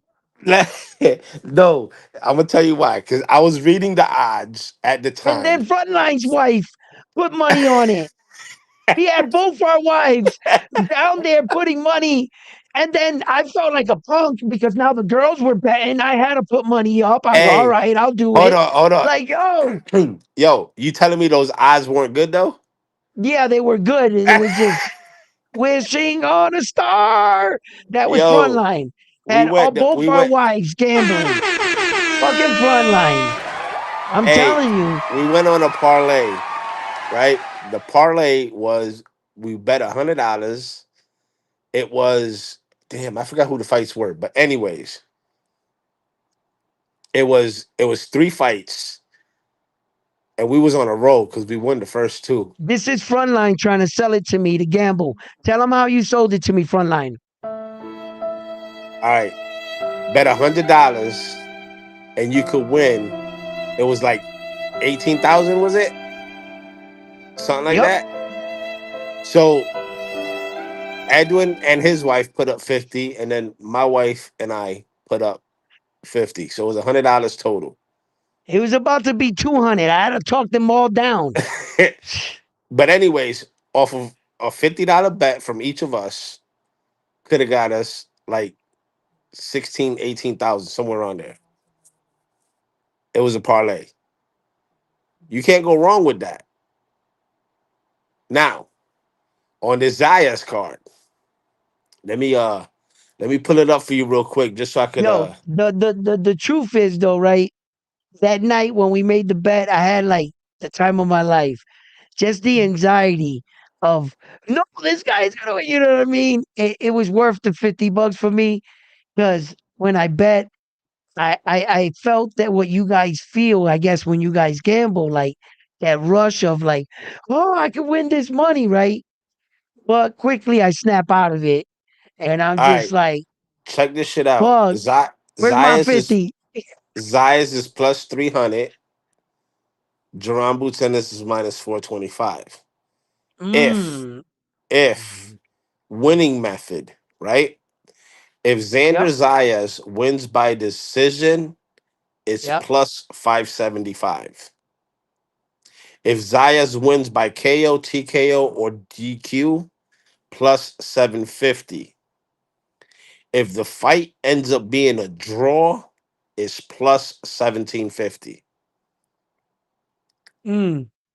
If Yeah, Boots that's wins why I by keep the stake. Like the $50 for me wasn't nothing, and it was fun to do. I just don't make a thing out of it. You know what I mean? I just don't. Um. Uh. All in front line, yo, low key. Front line to throw all the chips, take the watch off. You give throw up the car keys. Here's the dog.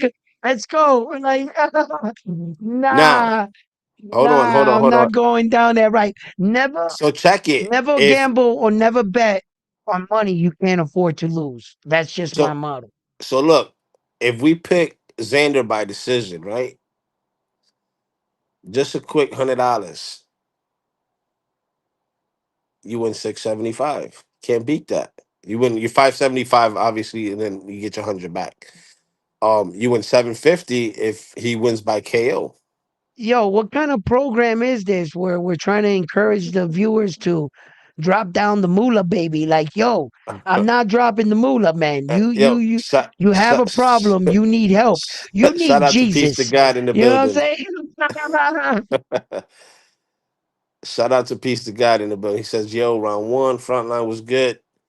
Uh, Big Boy says keep the stakes small, and it just makes it more fun without losing too much." Yeah, yeah, yeah. In other words, never gamble or never bet money you can't afford to lose. Right. The That's truth why he is, said the only thing he loses if Xander loses is $10. Yeah, like that's decent shit. That's shit like my brothers be doing and shit. $10, $20 bets. I guess that's cool, right? Look, you guys are grown ass men. I'm not trying to tell you what to do with your own money. Do whatever you feel. I'm just standing tall on what I feel, and I'm not just that dude. But I'll throw a wager every now and then, make it fun. I've have gambled in the past. Once or twice I was angry, but most of the time I did have fun. And the one thing I noticed about gambling for me, the only times I ever walked away from gambling when I was mad is when I needed to win. I didn't like that feeling that I was relying on a gamble to give me money rather than a sure thing. You understand? I didn't like what it made me feel like as a person. So it made me feel less than, like I was begging to win. But every time I went and I gambled that I didn't have a care in the world, that I was expecting to lose, I fucking end up winning. I got like moments that I was gambling, trying to lose to prove a point to my son. I ended up winning a shitload of money. And I wasn't happy I won the money because now he's like, it confirmed to him gambling's great. My son's 28, you know? So me and him, we were at the casino together and he be gambling and shit. And I shared this story before, but it was, that's just me. You know, I, I have gambled before, but I noticed that. I noticed, my son calls it beginner's luck for me. He says, Dad, you come here, you get lucky because you don't come here a lot. Every 3 years, 2 or 3 or 4 years, he'll talk me into going to the casino with him and we'll go out there. And we and he'll say that I'm his lucky charm, but that I only win, right? So that's how it's been. But for the most part, for me, the few times that I can remember that I actually put a bet that I needed to win, I lost, and that didn't set too well with me at all. So it's just my choice. But I don't mean to be like putting any making you feel a certain way because round one don't gamble. Shit, do you, baby? Hey, here's the question: Do you? when we did You that know? parlay, did you have fun? Oh, I had a fucking ball. I was you saw me on the live. You could tell like I don't gamble. I didn't know what the fuck I was doing. I'm asking you. I'm like, I'm fucking excited for everything. I'm like, come on, like it was fun. It was fun. It was. But it's just not my cup of tea. That's all. Yeah. I'll do it every now and then. I'm just not the type of person that I just will continue to, let something dictate that. I don't know. I get real stupid in my head. I start thinking I got an addiction and I need a 12 step after two bets. You know, I'm down on myself. Sometimes I'm hard on myself like that in life. I don't know. Hi, my name is But Edwin, and I haven't gambled yeah, in 3 weeks. I got a gambling problem. I made two bets. They'll laugh me right the fuck out of the building. You know what I'm saying? Yeah. Oh shit! Big But boy says I I have get a rule. crazy. I get Big boy, crazy like that. Big boy says I have a rule. I only spend 20 per weekend, but most weekends I come out with at least 100. That's what's up. Nice. Nice. That's Now what's you up. see, but you might know what you're doing in the with the parlays and odds and I'm a rookie to that, bro. I'd be Yeah, me too. green. The lights start lighting up, and then I'm just wasting my money. I don't want to tell you guys, no, pick this, do that, put this money on this, split this, do a parlay. No, I don't know nothing All right, about so that check this shit. out. If this Nothing. is a big if you were a betting man, Yeah. if you were a betting man, how would you bet on the Xander versus Boots fight? Would you bet decision? Would you bet knockout? Would you bet draw? For who and how? If I was a betting man and I was to actually put money on this fight, my gut feeling is truly telling me Xander just might stop Jerron Bucenis and shock the world. Now, a part of me is saying that, but I think I'm saying that because of the fact that I'm so anxious. I want him to win. So I think I might be like trying to like chalk that up. If I was to put money on it, I'd go decision Xander. I think Xander beats him in decision. I think he's a better long distance fighter. Jerron Bucenis doesn't have a history of going the distance. And when he did, he looked sluggish. He started looking slow. His movement by round 8 and 9 started to wear down. There had to be moments in the fight where there was, Herring would stop slowing down on the action himself. I would definitely put money on the decision for Xander. Um, it might be a split decision or a majority decision. No, they don't care about that. It's just a decision. It's I would put money on the decision. Now, if I had another ticket, I would bet there's going to be a knockdown in the fight, whether it comes from either side. I would bet that there's going to be some form of a knockdown in this fight. See, Somebody's going down. I don't know if they stay down, but I would bet if there was a knockdown, if they would all take right. that. So where like the casino that lets us bet over here Yep. doesn't have that option as far as like betting for Doesn't a have knockdown or what nothing like about that. rounds like from like 3 to 4, 6 to 5 So down? it usually allows you to do that, but for right now, the only options you got is the winning method, which is Xander by KO, TKO, DQ, or Zayas by decision. Then it's got a draw, and then it's got Ennis by KO, TKO, DQ, or decision. Then there's one that says fight winner three way, which means you incorporate the three different types of way to win, whether it's I'll take TKO, that one with decision. Xander. That's plus 300. I'll take that one with Xander. And then you got one that says fight goes the distance. You could bet that yes or no. Um, I'll take the fight that can win 3 ways. I'd put money on that. I'm three not way. sure how Xander gets it done. I see him multiple ways, but I like that bet, and my money would be on Xander. Now, when it comes closer to fight night, that's when you start getting the options to be able to do. You could pick rounds. 1, 2, 3, Right. 4, 5, 6, or you could pick one, Now that two, that three, gets four. crazy. It gets crazy, but that's when Yeah, it comes I closer to wouldn't put fight no night. money on that. I wouldn't put no money on that because that becomes tricky to guess. That's really hard to do. But if they give me the option for the 3 methods, whether it be a knockdown, a TKO, or decision, either way, you win, I'll take that bet. I'll take that bet because I'm not sure how Xander gets it done.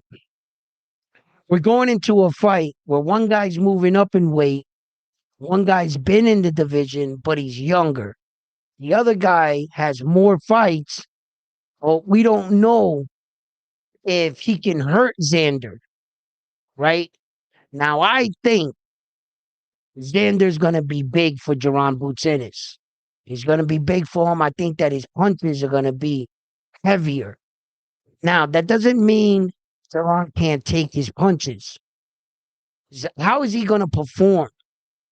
I've never seen Jerron Bucenis with the kind of technical boxing ability that Xander has. There has been no fighter that he fought like that. Heron had good movement, but his boxing ability, Duran's boxing was a bit better, but he couldn't catch up to Karen like he wanted to, like he normally do to the flat-footed guys that stood in front of him. Xander's better movement is going to be a bit more tricky. Now, there's a lot of different ways this fight can play out, but I would definitely take that bet you said with Xander, the 3 way winning, because he's going to win this fight. Big It's boy just how says, he wins. yeah. Big boy says, well, I'm not Puerto Rican. I still think Xander just for the win is pretty safe. Jason says Boots growing out that beard thick because he's second guessing his chin. He needs The- extra protection.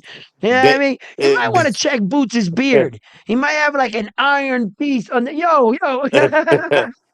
Big Boy says over 6 rounds is also safe. Christopher salute. He said, "What's up, round one and frontline? I got Xander by decision, and I think Xander drops Boots." We've been saying that. I think Xander wins. This is I think my he does. prediction. I think there's gonna be a knockdown in this fight, guys. I think so. My prediction. I said it from day one. I said it. Xander, UD, and don't be surprised if you get a flash knockdown in an exchange. Xander's gonna clip Boots and drop him, and it's not gonna hurt him, but he's gonna drop him.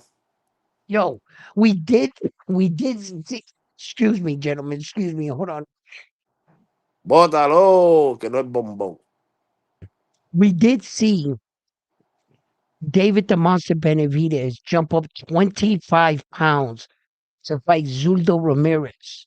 You guys do remember this. This just happened. David the Monster Benavidez went up there and starched Zuldo. 25-pound weight jump. Think about this.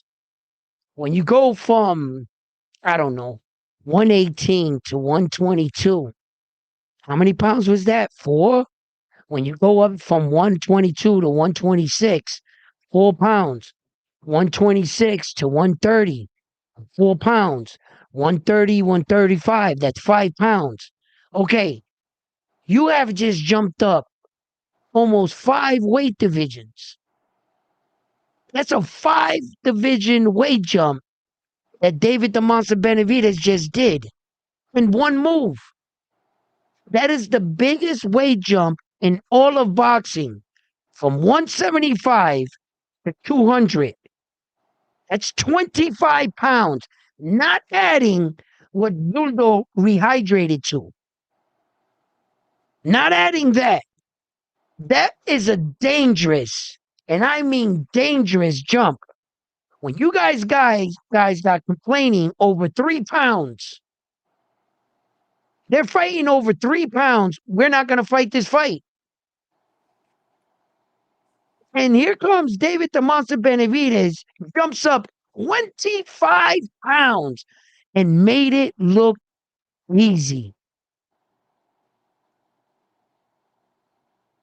Hey, there is no way I count Jerron Boots Ennis out of this fight. Not with this kind of jump. The equipment changes, that's alarming. The equipment does not change from 175 to 200, same ounce gloves. No difference. But where it's tricky for this weight jump is your equipment changes. Those 2 ounces, and I mean anything in this world, shit, you could hold this fucking lighter in your hand after an hour stretched out like this. Tell me how much that lighter weighs. It's just different. And the excuse that no, he's in the gym training with 16 ounce, brother. He was doing that when he was fighting with 8-ounce gloves. That's not fight night. That is not fight night. And after those 2 little ounces, just those 2 little ounces, by the 6th, 7th, 8th round, Jerron Boots Ennis' hands are going to start dropping like this. Those gloves is going to start to weigh. They're going to be heavy. You understand? And I think that in the 9th, 10th, 11th, the championship rounds, I'll tell you who Jerron Boots Ennis really is. That, my friends, I have not seen. I'm waiting to see it. Listen, is this Jerron Boots Ennis' time where he's been telling the world, hey, I'm right here. I just been waiting for the right dancing partner, the right fight, to show the world that I'm really him. Well, all right. We could be there. Or are we where Xander was telling the world, I might be young, but I'm ahead of the curve. And I've been telling you guys I was going to win all these fights. The only people that didn't think I was going to win these fights are you. But I've been calling for these fights. I've been making these fights happen, and I've been challenging champions. Why? Because I'm him. We're about to get our answers to a lot of fucking questions we have. Is Jaron Boots Ennis really that phenom they say and they paint him to be? Is Xander ahead of the curve? Is he actually the young phenom not getting the respect he should have for being a unified world champion? But here's this guy with no belts. He's getting the respect. So Xander's saying, you know what? I ain't taking another step further because no matter if I go out there and beat Sebastian Fundora and Josh Kelly, they're still going to say Jaron Boots Ennis is better than me. So Jaron and Xander Zayas, the fucking bus. Wait a minute. They're saying you're better than me? Well, guess what? Me and you outside right now for my belts.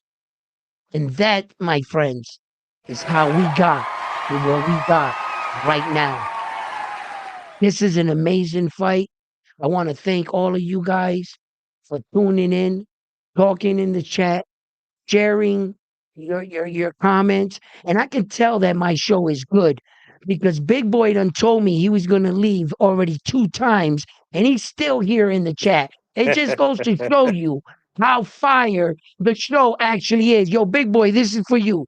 My apology for not warning you how good the show actually is. I wonder what Arsenio's doing right now. He probably at a wine and cheese party. Damn, there's some good ass cheese.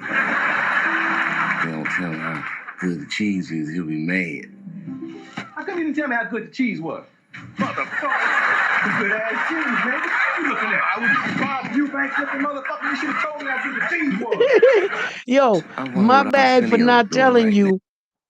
My bad I for not telling you how fire the show actually is. I You didn't know what I'm hear it. saying? I didn't hear it, so I don't know if the chat heard it. Yeah, I heard it. I hope they did hear it. They better heard it. You guys heard that, right? Let me see. Big Hold Boy on. says, "What about Bud from 135 to 168?" The difference between Bud and David DeMaster Benavidez is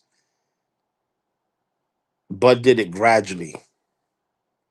He went from 35 to 40 and so on and so forth. David Benavidez went from Wine and cheese 175 to party. 200. There you go. Damn, there's some good ass cheese. Yeah, I heard it in because They don't tell him how I'm playing good the it cheese is, he'll be on mad. YouTube on the thing to see if they heard Okay. it, and now it's coming out on your side. So yeah, in fact, they did hear it. All right. I'm just looking forward to getting on a live sometime. I just had to deal with my kid coming home from Oh, school. Yep, they absolutely, heard it. Nah, absolutely. it's all good, big boy. It's Yeah, all you heard good. it. You heard it. Yeah, Yeah, he heard thank it. you, man. Listen, fight fans, I'm gonna tune this. I'm gonna wrap up this show right here. It's already 11:15, and I know we got work in the morning. You know, at least my girl, she needs to get her ass up and go to work.